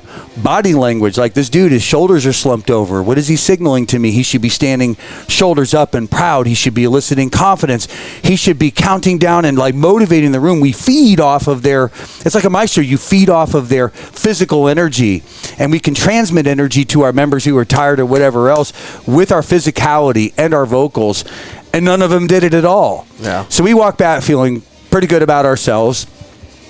I'm still a maximizer. So one of my strengths. You still got to push them harder. Still pushing them. And I remember even one of our elite trainers, Mario said one day, he's frustrated. He goes, honestly, dude, he goes, you feel like every time you set a goal, and I feel like you move my cheese. And I said, Mario, there's a book called that. He goes, what? I said, yeah, it's called Who Moved My Cheese, and you're right. I will forever keep moving your cheese. But look at the growth. Yeah. Look at who you are today compared. And even today as a trainer, from when he said that, he's even double or triple as good. Yeah. And so the one thing I think I can proudly say, I think a lot of people in the world have a lot of potential, but as far as I know, there's no really regimented training program like ours that can bring without the best. So there might be a Tiger Woods out there, but they don't know they are because they haven't gotten that type of attention. Right. So with our people having the will, the passion, the desire, and all of that, and having all the attention day in and day out, this is a full-time staff that we do this with them day in and day out, to create the most member experience. I truly believe that at least 5 or 6 of our people are probably some of the very best, if not the best in the entire world that any of us have ever seen. That's awesome. So, people again at Fort Worth and just don't realize, they will now, how passionate we really are, how hard we work, the level of excellence we're trying to achieve. And clearly it even took a long time because you can imagine a guy like me constantly pushing. If you don't have the right temperament and attitude, it can be quite irritating and annoying, and he never gets on. You're a bit of a perfectionist. You got to make sure it's 100%, right? It does. At least 99%. I'll accept that. I'll accept it. But our culture has emerged, not because any one thing I did, but it is literally we share a common vision of the member comes first and their experience comes first and giving them love comes first. And we have found that by making that our central point, it has helped all of us work through our own dysfunctional, right? And so when we argue, we go, guys, let's stop. Remember what our intent is. Nice. Right? We love each other. We all have our flaws. We're human. I didn't mean to talk to you that way. Let's talk to each other differently. So that's the cool thing, is that we're in the greatest business in the world where everybody's generally pretty happy. Members always walk in a good mood, and our job is just to make people happy. Yeah. So it really is it's a hard business, but it's actually a very fulfilling business. And it's emerged out of there that all of us have become the vanguards of our own culture, and we've developed our own creed. We get a new employee, they start coming in with a bunch of negative shit. We're gonna coach them. We coach everybody first, but you either sort of adapt or you're probably good. We like you. You're a great human being, but just probably not a good fit here. So here's an application for 24 hour. Yeah. So, again, we just tried to hit all the major things, right? Yeah. So culture, the way you feel when you walk in, the architecture and the way the place is designed based on Frank Lloyd Wright, being able to create that experience. We pay an awful lot of attention to that. The experience that happens in the room, the music, the lights, the trainer, the energy, we try to make that also very good. The amenities, the locker rooms, all the things that we provide, everything is just trying to be 5-star, really 6-star. 6-star, and then foster, and everybody. If you went out and you asked all the employees, you said, okay, what is your job here? And some of the new ones will go like, oh, I check people in. Okay, oh, I fold towels. But as you get to the more experienced people, they go, that is incidental to my job. My real job is to provide a hospitality experience and to create social collisions. Trust me, most people are little introverted. Everybody's a little mixture of both. So our job every day is I see you standing by myself. I go, hey, Andrew, hey, did you meet Sally over here? Don't you guys both work at Lockheed Martin together? Are you an engineer? Oh, you're an engineer. Oh, you guys both know Paul. And I get you talking. And as I get you talking, I walk away. Social collision. And then I walk away. So I call it social collisions. Nice. So we do that intentionally. So the one thing I tell everybody is, another reason to be here is that you will make friends because we don't let you not make friends. That's perfect. Well, yeah, 100% unique. I love your mission and the fact that you're not focusing so much on the physical aspect on it as much as you are the community and the spiritual side of it. And that's extremely unique. Thank you. I appreciate that. I did take some pictures around here. It's such a beautiful facility. They go look at Instagram. They could just go right now, go Body Machine Fitness Instagram, look at the videos, go to TikTok, look at that, and you're going to be like, whoa. So what are you on TikTok? We're always on TikTok. Well, I mean, what's the tag, the handle? Body Machine Fitness. Okay. So what we didn't tell people too, I realized, I told them the room structurally. What we didn't tell them is on the ceiling are 1,200 vertical LED tube lights. Are there 1,200? Jesus. And what you're looking at there, this is over a $300,000 audio and video light show, and that's on the cheap. Yeah. Right. It would cost a lot of other people a lot more money, but I've got connections and got ways. Right. So did everything, on a budget. But the whole thing is tied to act like pixels in an array on a television, and it creates 3D patterns. And you saw rolling waves and starbursts. And if you want to believe like Millennium Falcon warp speed, there you go. And it's all synchronized to the music, to the workout. So every workout is created weeks in advance, which is turned over to a music producer who then professionally mixes in all the right music, the genre, the BPM to elicit the brain entrainment. And that's turning over to a lighting designer who then puts the light show on top of that. And the whole thing is built on a proprietary software system that's all extremely complex and uploaded into a server. So the trainer starts the show using an iPad with custom-built software, and they basically say, go, and then the workout begins to unfold. So it's like a Bellagio show where the music, the lights, the workout, the movement, everything is synchronized 100% and nothing is left to chance, and every day is like that. And I keep calling it a production because that's what it is. No, it is. Trust me, no, it is a production. And so we're still a small business, so every night I'm the guy that actually does the final check of all the files and uploads everything into the rack room. I didn't even show you that. It's got like 6 gazillion wires, Cat 5 cables coming into there. Oh, keep me out of there, please. So, but... yeah, no, it's extremely complex, and in the first couple of weeks, we were just having lots of glitches, and I was like, "Oh my God, have I screwed up? $2 million. We built the studio, and it's just like, it's not going to work. It's not reliable. What have I done?" Right? You heard the negativity happening again. Right. And then we have a bona fide Walt Disney World engineer who helped us design this moonlighting.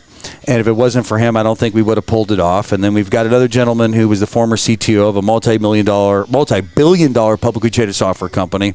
So we have some awful smart people helped us figure it out. And we worked through the kinks. And, I'm proud to say, God, we haven't really had a technical glitch in probably 3 months. Yeah. I think last week or two, whenever the tornado came, I got all these phone calls. Oh, my God, the system went down. I'm like, oh, my God, what's going on? The tornado shut down, but it was all okay. Yeah. Well, it's absolutely incredible, and you have 2 locations. You got one in Plano and one here in Fort Worth. Now this is the new one. But we've got a leg up because they don't have that lighting system. No, they do not. No, this is the new prototype model. Fort Worth location is where you want to come. It is. No, this is an incredible area. No, I mean, I used to live in Arlington, by the way. Okay. So, and my stomping grounds were always in, Sundance Square, but it had been a while since I've been back. So, Isn't it crazy what's happened down here? Dude, it's unbelievable. I used to come down 7th Street, nothing like this. So the landlord actually stepped into our studio in Plano and said, "We've heard amazing things about you guys. We are who we want in this shopping center. We're very, very, very picky. They solicited to you. They did. We've turned down everybody, but we've heard you are the ones that we want. I think you fit this area. I think you fit, just all the things he wanted." And I was like, Fort Worth, are you sure? He's like, "Jeremy." Actually has a country accent, so I was like, Jeremy, trust me, you got to come see this place. It's going to blow you away. And I came down here, and I went, holy shit, it's changed. Yeah. I was like, I'm in. Where's the space? Where are we going? And then he told me we're next to Snooze Cafe, which is awesome. And have you been there? I have a million times, dude. I've been to the one in Dallas. They're from Colorado. It's a great brand. Love it. I didn't. Yeah. That's the only one Hop Dotties. This whole thing that's being built here, this urbanization of this area is actually it's incredible. Yeah. To be honest. So, we have a huge amount of members from TCU. We are now the official gym of the Fort Worth Police Department and Fire Department. So that's all thanks to a gentleman by the name of EK. EK works in the Public Relations Office. I think he is the Vice President of the Brotherhood of the Fallen. So that's their local chapter here that raises money for fallen officers that are viciously killed in the line of duty. So we now are their official partners, and we're planning a huge sponsorship event, which is up on this whiteboard behind you in 60 days. June 4th. We're going to bring, there's going to be all kinds of sponsors, probably like Tito's, like big name sponsors, and we're going to have a 1-hour push-up contest to raise money for this chapter. Is somebody going to do push-ups for an hour? Yep. And when we first opened the Plano studio, we being prior military, we got behind one tribe, which used to be called 22 Kill. Right. And that raises money for, first responders and military veterans, et cetera, that have been hurt and whatever. And so we did this push-up contest. I did 671 push-ups in an hour. And I had convinced a lot of people that I probably couldn't do a lot, so they were giving me like $5 a push-up. Bad mistake.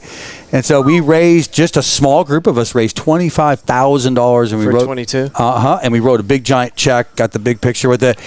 So EK and their chapter is super excited because they're going to bring out the monster truck and all the title sponsors, and this is just going to be massive, both studios simultaneously. I don't even know, with the amount of people we have today, we might raise 200. And by now, you can probably do 800 push-ups. No, I'm getting older. I probably can't. No, I couldn't use my arms for a week. Jesus, I can't even imagine. Well, there was a strategy behind it, but and I did prepare for. Well, you have to, right? Yeah. Well, make sure you let me know.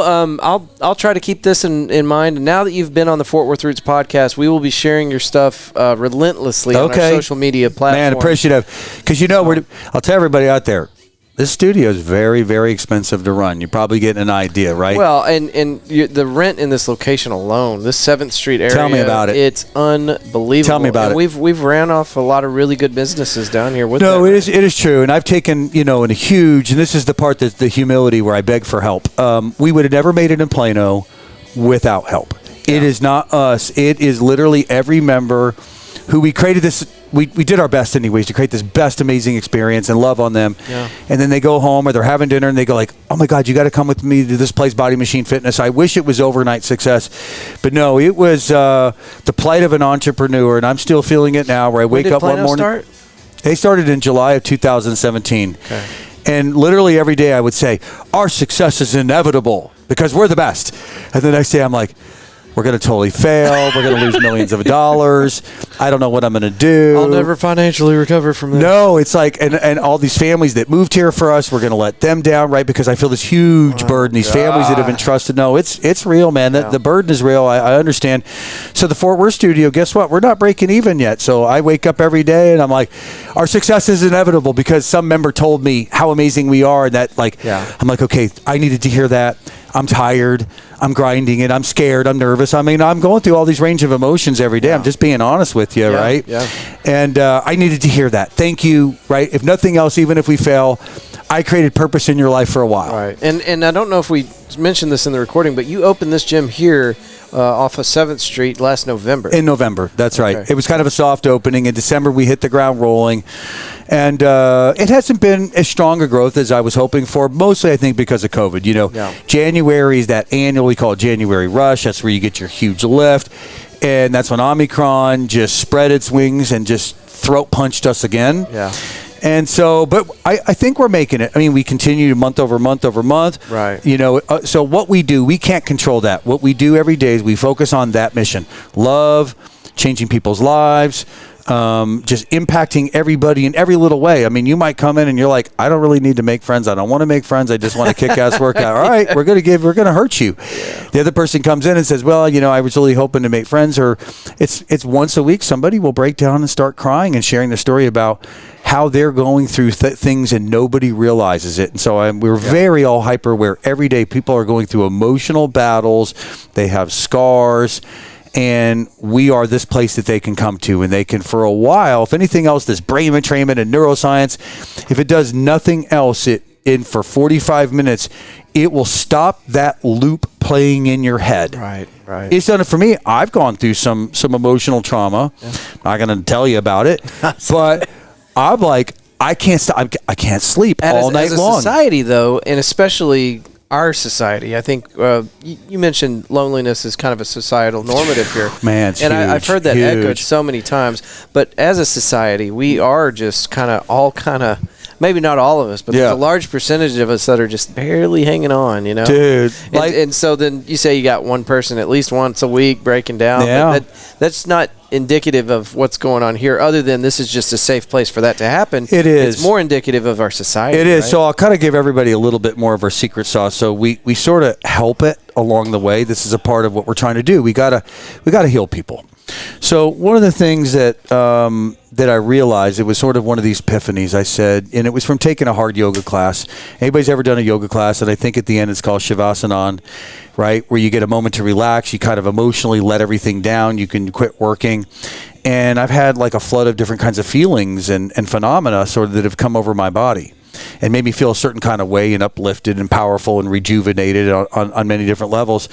So it sort of dawned on me, I said, wow, what's really happening, what if when you physically push somebody to the limits because of the neuroscience, because through dopamine endorphins, we change your perception of time, we change your perception of effort, you are putting out way more intensity energy than you realize but the distraction neurochemically of your mind is allowing you to push you into these extreme phases. In fact, there's a little bit more to it. We realize with each round we take them into, we make it a little bit harder, but they don't realize it because endorphin is the body's natural pain reliever. Right. So we change perception of time. So 45 minutes feels like 10 minutes. We didn't even talk about that, by the way, but that's one of the effects. I asked people after it, how long did the workout feel like to you? Like, dude, it felt like 10 minutes. Yeah. One of your inner trainers told me that that's kind of a normative. It is. It is. When you start playing with dopamine and endorphin, it's not just, I realize I focus too much on excitement and all that, but there's actually, you're changing people's perception of time, perception of effort, of what's happening. So we use that to the max, right? We're using science to drive you, to push you to your physical limits so that you start to crack. And when you start to crack at the end is when the workout ends. And guess what happens? When you physically crack, think about what you had to do to push yourself that hard. Your internally emotional engine is like going, you can do this. You got this. Just 5 more seconds. You can do anything for 3 more seconds. You're pushing yourself, pushing. So at the end, you emotionally begin to break too. And when you emotionally are ready to crack open, now you're ready to receive. So what we do is we play those binaural beats, the 432 hertz, 528 healing sounds of frequencies, and we decelerate your nervous system all the way back down to an alpha state.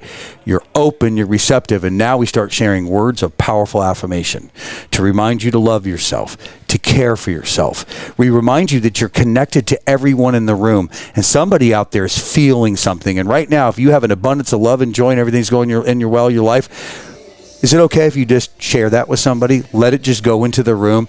It'll find where it needs to go, and those that need to receive it will receive it. And people will start crying in the room. They'll get chill bumps. They're having experiences. And so this is the oxytocin part of the neurochemicals, which is the love drug.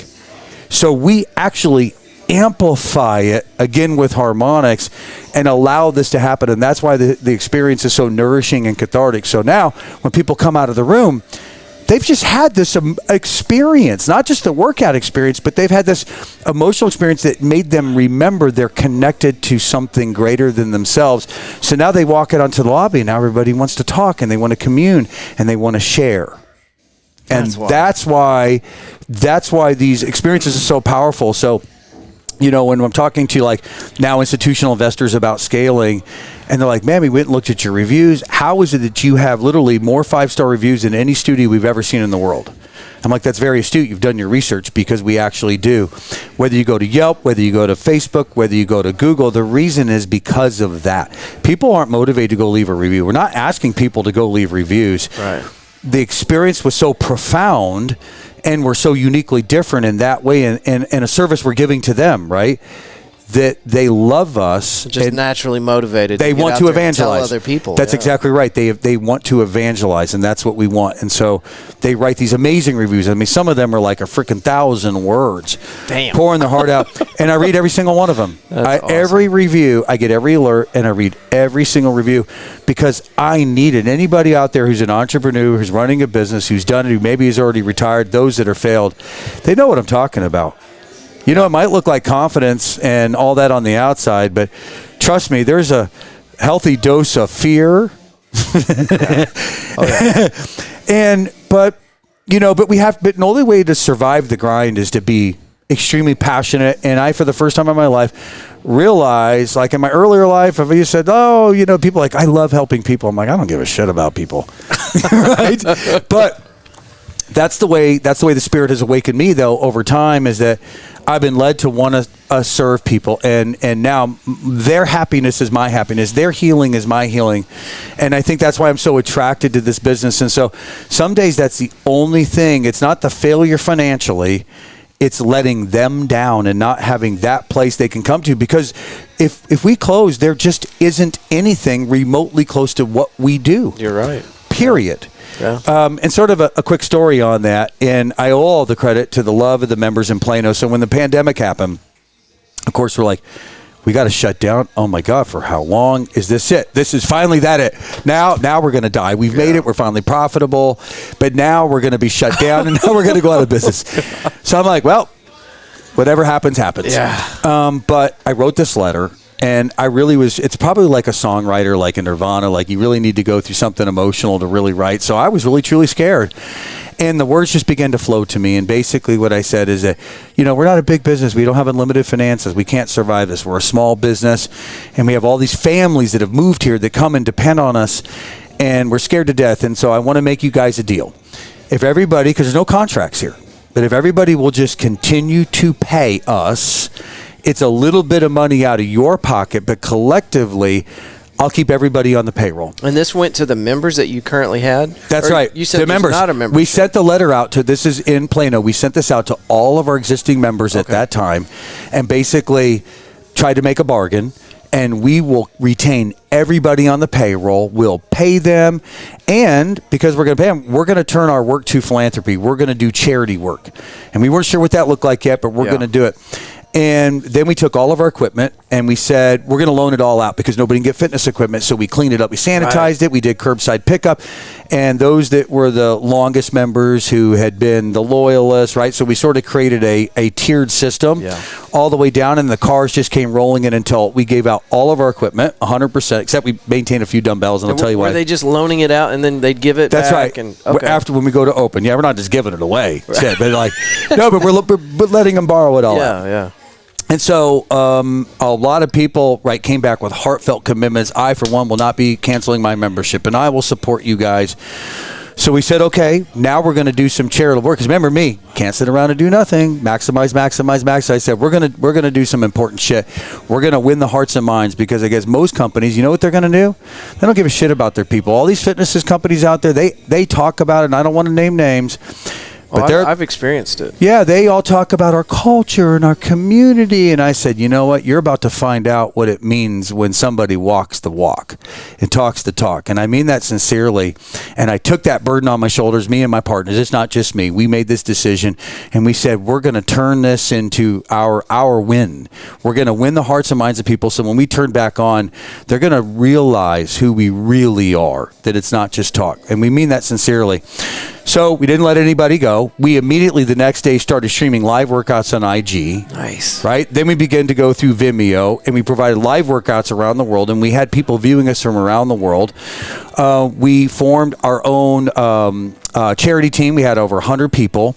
We delivered over 4,500 hot meals in the community. So we would wear gloves and masks and drive meals to all of these families.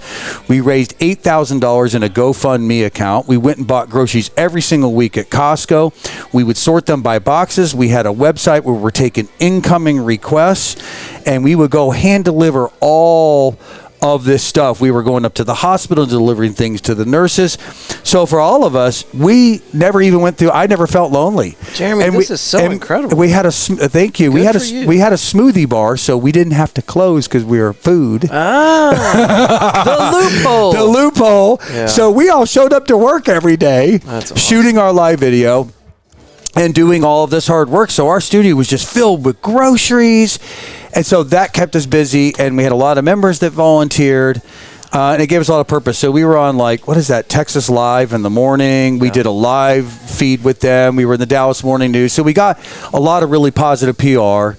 And then over the course of it, over the 60 days, when we went to reopen, we still had, at that time, we hadn't finished growing. We had over 1,000 people with memberships, and we had people that come to us through third-party platforms like ClassPass and stuff. But these were just bona fide members. Yeah.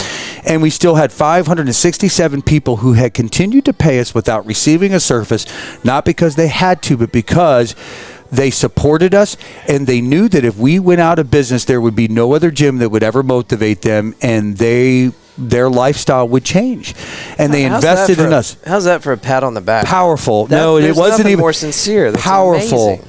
It was powerful, and we remember this, and we remind ourselves of this, and this is why we're so fucking grateful. Pardon my language. No, good. This is why deserved. When we're tired, and Mario's tired, and Ethan's been grinding out, and Margot is exhausted, and Pete's exhausted, and Crystal's exhausted, and Sabrina's exhausted, and Zach's exhausted, and Bonnie out there is exhausted, and there's just many more. I could keep going, right? Tog, our music producer, is exhausted. This is why we do every day, and that's why I say you truly have to have a higher calling, and it really is a collective effort. I wish I could say I'm the vision of it. I play a part in that, but it really is all of us collection of people together that have circled the wagons, and we're protecting this brand, and we're protecting our people, and we're protecting our culture with the mission every day to deliver that experience. So that's honestly why we did it, and that's what fulfills us, honestly, brother. So Jeremy, this is one of the most powerful interviews I've ever done. What? Yeah. No way. Your energy is the stories that you're telling me about BMF are incredible. I'm so proud to just be in the same room with you. What? Nah, get out of here, dude. I'm serious. I'm a dude's dude. I'm screwed up and flawed too. Don't even, you know. No. I'm not worshiping you. I'm just extremely honored to be here and to get this opportunity to talk. Well, to you. I appreciate you coming too. This has been an honor. I want to know what's the best way for people to start. Because everybody has their mental blocks. What should somebody do to get started towards getting in here and coming to see you? Yeah, real super easy. Go to the website, bodymachinefitness.com. There's a free class. Just come take a free class. There you go. That's all it is. You just basically sign up. You fill out a quick form. There's a schedule. Pick a class. Get into it. You're gonna make friends, right? You're gonna pick up on the vibe, right? It's like, today we try to describe it, but experiencing it is just experiencing it, right? Yeah. And so that's all you got to do. And then you just got to have the courage to just trust that we know what we're doing. Trust that we know all your barriers and obstacles. We too have been in your shoes, and a million other people we've helped have been in your shoes too, and we're very good at this, and we really are dedicated to helping you change.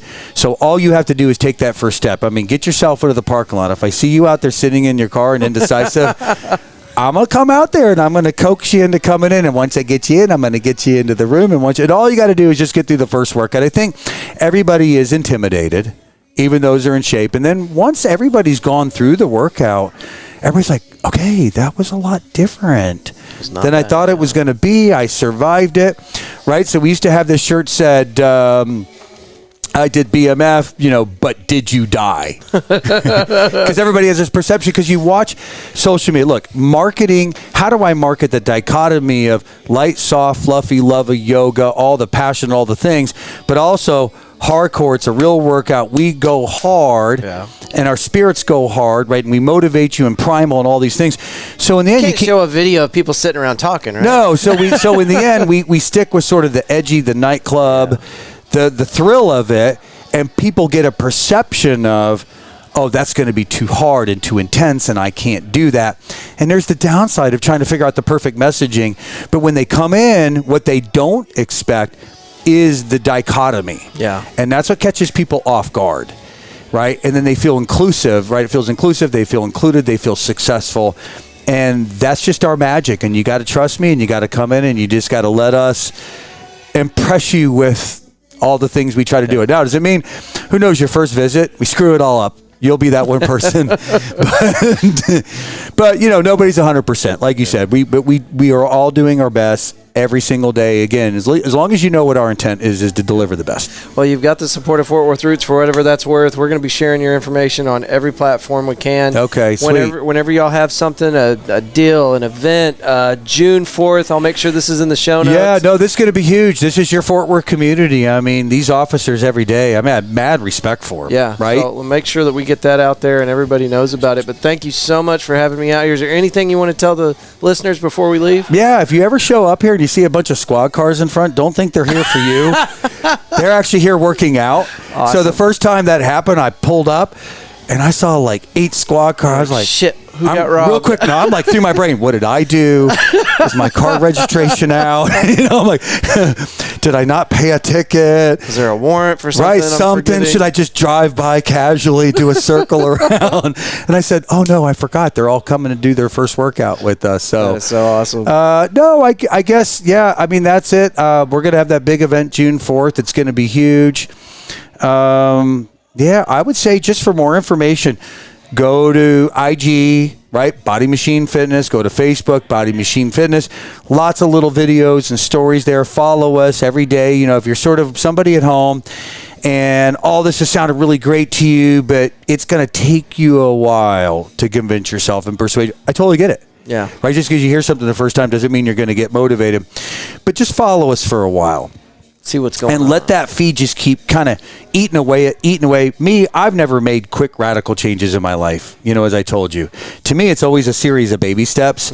So that's what I would say. Just follow us, and then, when you're ready, reach out. We're here. And our regular listeners know this, but in the show notes for this recording, the YouTube video, or wherever they're listening to this, there's going to be links to your IG, your Facebook, your Twitter. So all they got to do, they don't have to remember that. They don't even have to look for it on their own. They can just go to the show notes and click on the link. So, Jeremy, one more time, thank you. Can we do this again?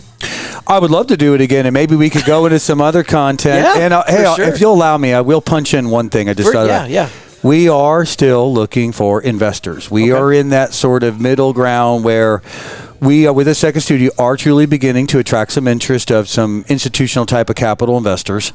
But until those things are solidified, there still is a door open to be a part of this and get involved. And, if you have that type of interest, you want to know more about it, you can email me directly at Soder, which is J as in Jeremy, Soder at bodymachinefitness.com, and I'd be happy to have a conversation with you. Okay, and that will also be in the show notes.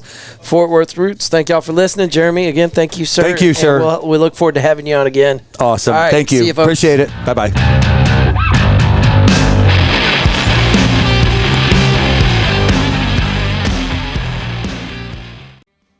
Jeremy, thank you so much for being a part of the Fort Worth Roots podcast. Thank you for bringing us out and letting us tour the facility. Folks, you are going to have to go check this out. We did a pretty good job of explaining the process and what goes on at this place, but you are not going to understand this until you walk inside. Again, that's over there off of 7th Street. The address for that is 2300 West 7th Street, Suite 100. It's not hard to find. Just look for that big, bright BMF logo. Their website is bodymachinefitness.com, and I'll have all this in the show notes, but you can also find all their social media links through that website. This was a fun episode. This is the kind of stuff that I dig for because, the rabbit hole chasing leads into conversations that yield some real knowledge. So I feel like I learned a lot sitting there with Jeremy today, and that's part of what I like doing. So, Jeremy, thank you again, and I hope to get to sit down with you and have another really fiery, action-packed, nonstop, hardly taking a breath recording with you, man. That was insane. The dude is just so full of energy, and it's communicable. It makes you want to jump up and start doing stuff.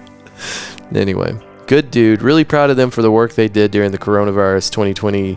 Businesses all shut down, and they found a way to help the community and keep the business alive. That's not something everybody did. He didn't have to do that. He could have just taken a nap instead, which is probably what I would have done.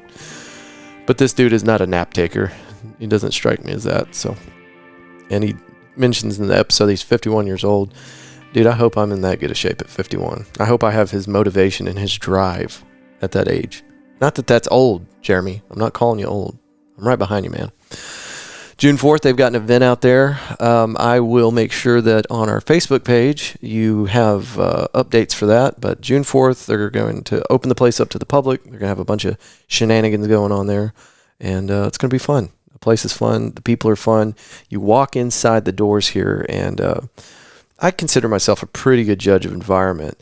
These people are sincerely in a good mood. Like, they're all smiling and helpful and just nice. It's got a really good energy, really good vibe when you walk into this place. And the older I get, the more I focus on chasing people that are chasing joy, or being around people that really are trying to make the best out of this life. And the folks over there at Body Machine Fitness, they fit that category. So you should go check it out. Get your life together. And have a great experience. And if nothing else, go in there just to experience the science of it. It's really cool. There's a lot of stuff coming out of this alpha wave, beta wave, brain hacking stuff. The more I dig into this and the more I talk to people that are aware of this, I see that it's a pretty big movement. And it's big enough that it's reinvented the gym membership wheel.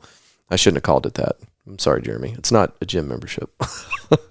But you know what I mean. I mean, you compare this place, apples to oranges, to, say, 24-hour fitness. It's nothing like it. It's night and day. So, all right, I'm rambling again, folks. SquadSTX.com. Get your boys outside. For me, when I look back at my memories from childhood, the things that we did outdoors, lots of stories.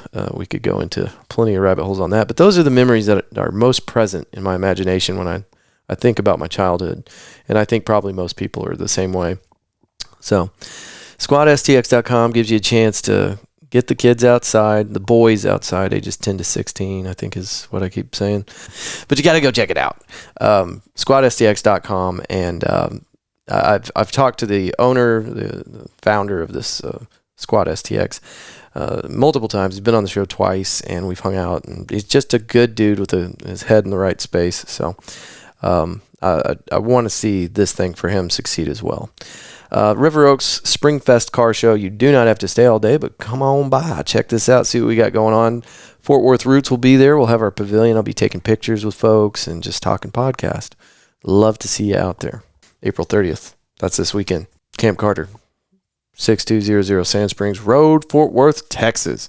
And since we're in such a rambling mood today, I wanted to tell you guys about what countries are listening to the podcast.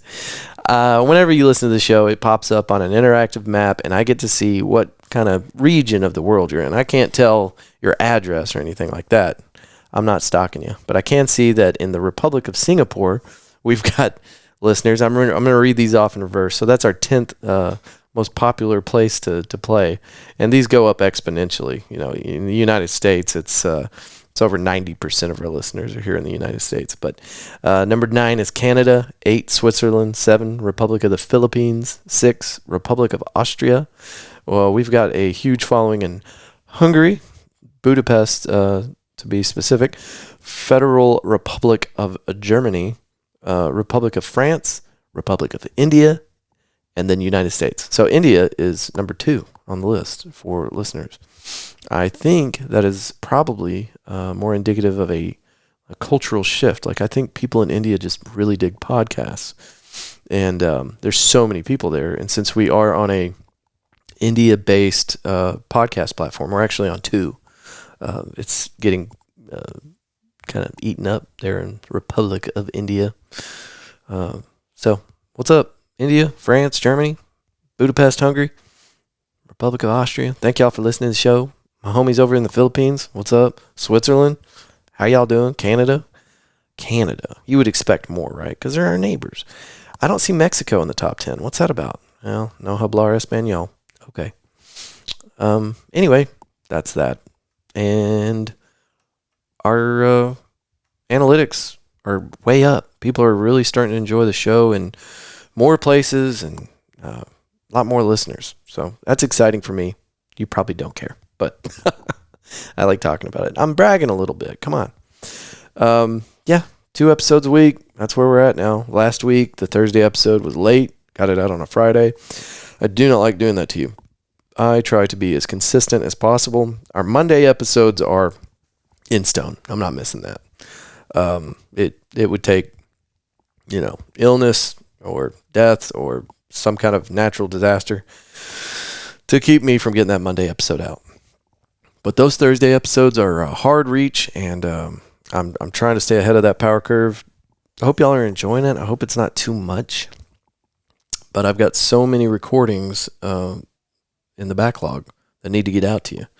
So I'm just kind of pedal to the metal trying to knock these post-edit sessions out, get the episodes nice and pretty for you so they're ready for your drive to work or when you're standing there cooking. I don't know. That's when I listen to podcasts, either when I'm driving or I'm cooking. I can always be reached at media@fortworthroots.com. That's our email. And I'd love to hear from you guys. Any kind of input you got for me would be well received, whether it's negative or positive. I'd like to know which types of episodes you like the most. Do you like our musicians? Do you like our entrepreneurs, our business owners? Do you like our authors, our comedians? What's your favorite? What do you dig? What's your favorite episode to listen to? Yeah, what's your favorite episode? Well, I know what your favorite episode is. I can see it here. Our number 1 episode. What is that? Let's see here. Episode 54 with Lily Lorraine and Matt is the top episode and has been for a long time.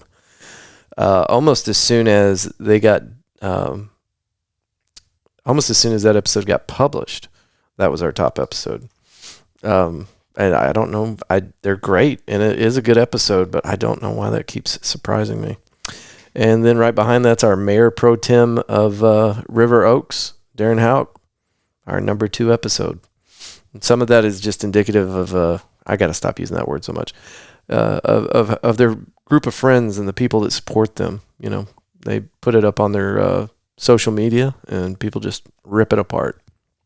And then our episode 39 with Lucas Peterson and Morgan Moore. That's our 3rd most popular episode. Now that one really is baffling because there's not much that goes into that episode. It's just us sitting around talking, which is not something that we do too much on this show. You know, we like to bring new people to you. We love repeat guests, but you know, just us sitting around gabbing. There's so many podcasts that are like that, and I just don't really enjoy that. I like to learn something or understand new people or whatever. Get outside the box. Not just a bunch of clowns sitting around talking to each other like episode 39. But it's one of our most popular ones. It's wild. Betsy Price, that was episode 45. That's our 4th most popular episode. Really cool. And, I had some people that literally dropped us off of social media because of that one, because she's a politician. But we kept the conversation completely foreign from politics. Like, we did not talk politics. We simply talked about the growth of the community, her time as mayor, programs that she fostered in, and things like that. And she was running for office at the time.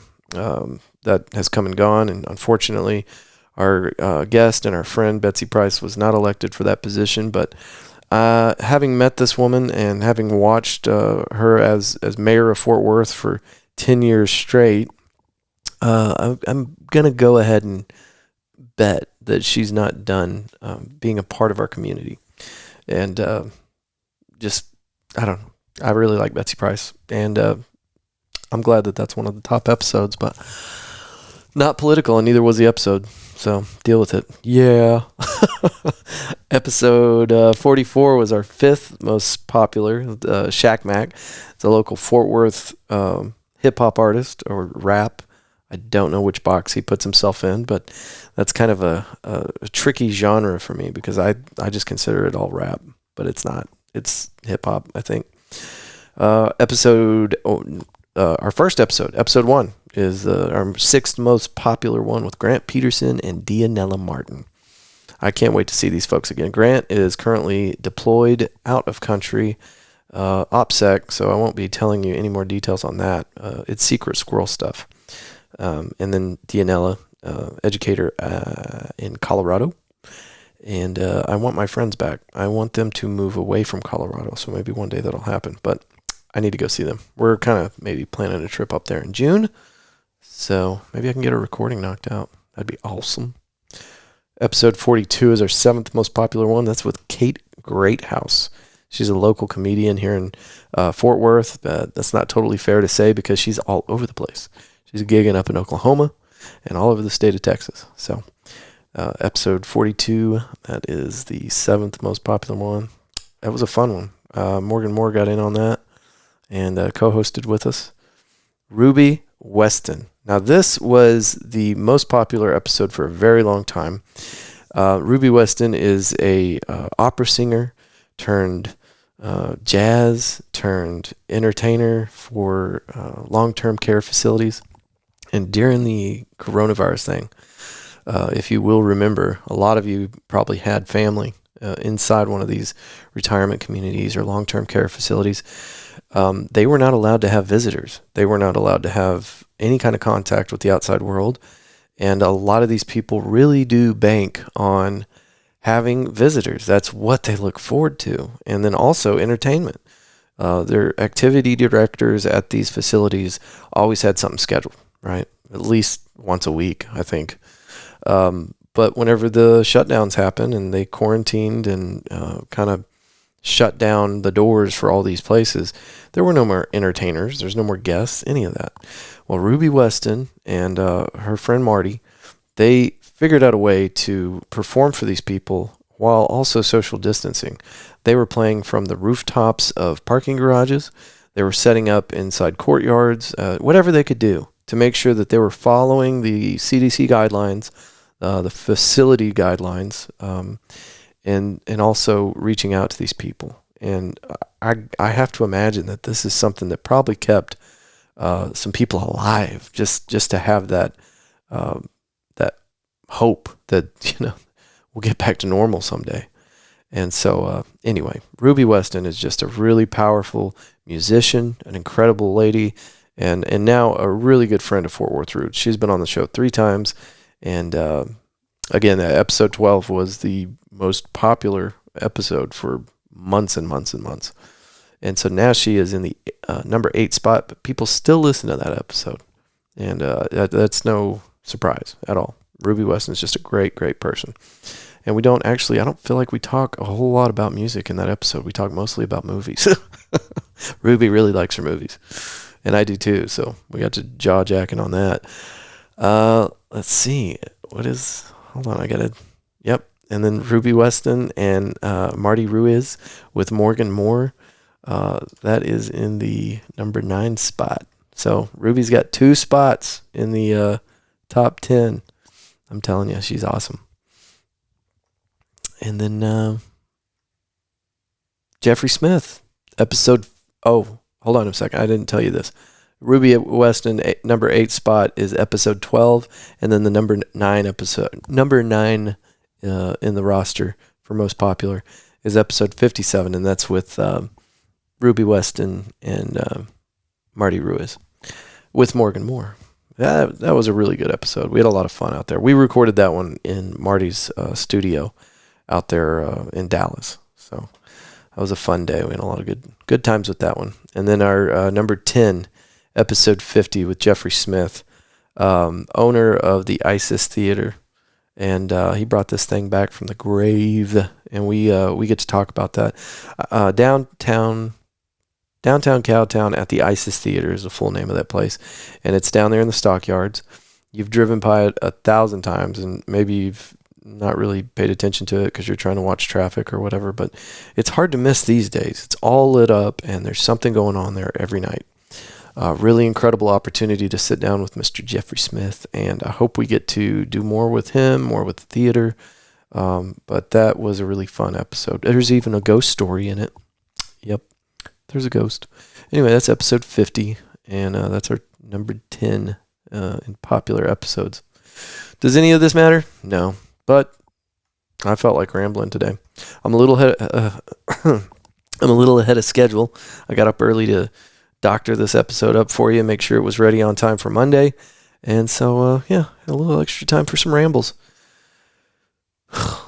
This show is growing very quickly, and we're picking up a lot of attention. We've been highlighted in a digital magazine recently. This was like 2-3 weeks ago. And our friend Jessica Waffles, who works for 91.7 KTX, I think that's right, KXT or something like that, radio, included us in her coverage of Psychedelic Panther. So we're like getting media attention. I mean, as light as it is, it's not anything too serious, but very flattered to get any attention. So, and those people didn't have to do that. So we appreciate it, but things are happening over here at Fort Worth Roots, and it's because you listen to the show. So thank you. That's it, dude. That was actually it, like 12 minutes ago, 15 minutes ago. But rambles. All right. I will have an episode ready for you Thursday. If it's a little late, please don't be mad at me. But the Monday episode will be on time. Monday release podcast. Absolutely. And come on out there. Hey, did you listen all the way to now? You still have not shut the episode off. You're a super fan. You're a Fort Worth Roots super fan. I don't care if you like it or not. It's true. And since you are, you should be coming out here to the River Oaks Springfest Car Show, April 30th. Please come see me. You don't have to stay all day. Come check it out. Take a picture with me. That's what I want. I want you to come take a picture with me next to the banner. When you get out there, you'll be very, very happy that you did. It's free. Not going to cost you anything. except a little bit of gas. How about those gas prices? My God. Well, you probably all need to go get motorcycles. That's what I do. And it saves a lot of gas. And you get free protein from all the bugs you eat on the way to work. So, all right. I swear to God, that's it. Thank you so much for listening to the Fort Worth Roots Podcast. And I will see you Thursday. Peace.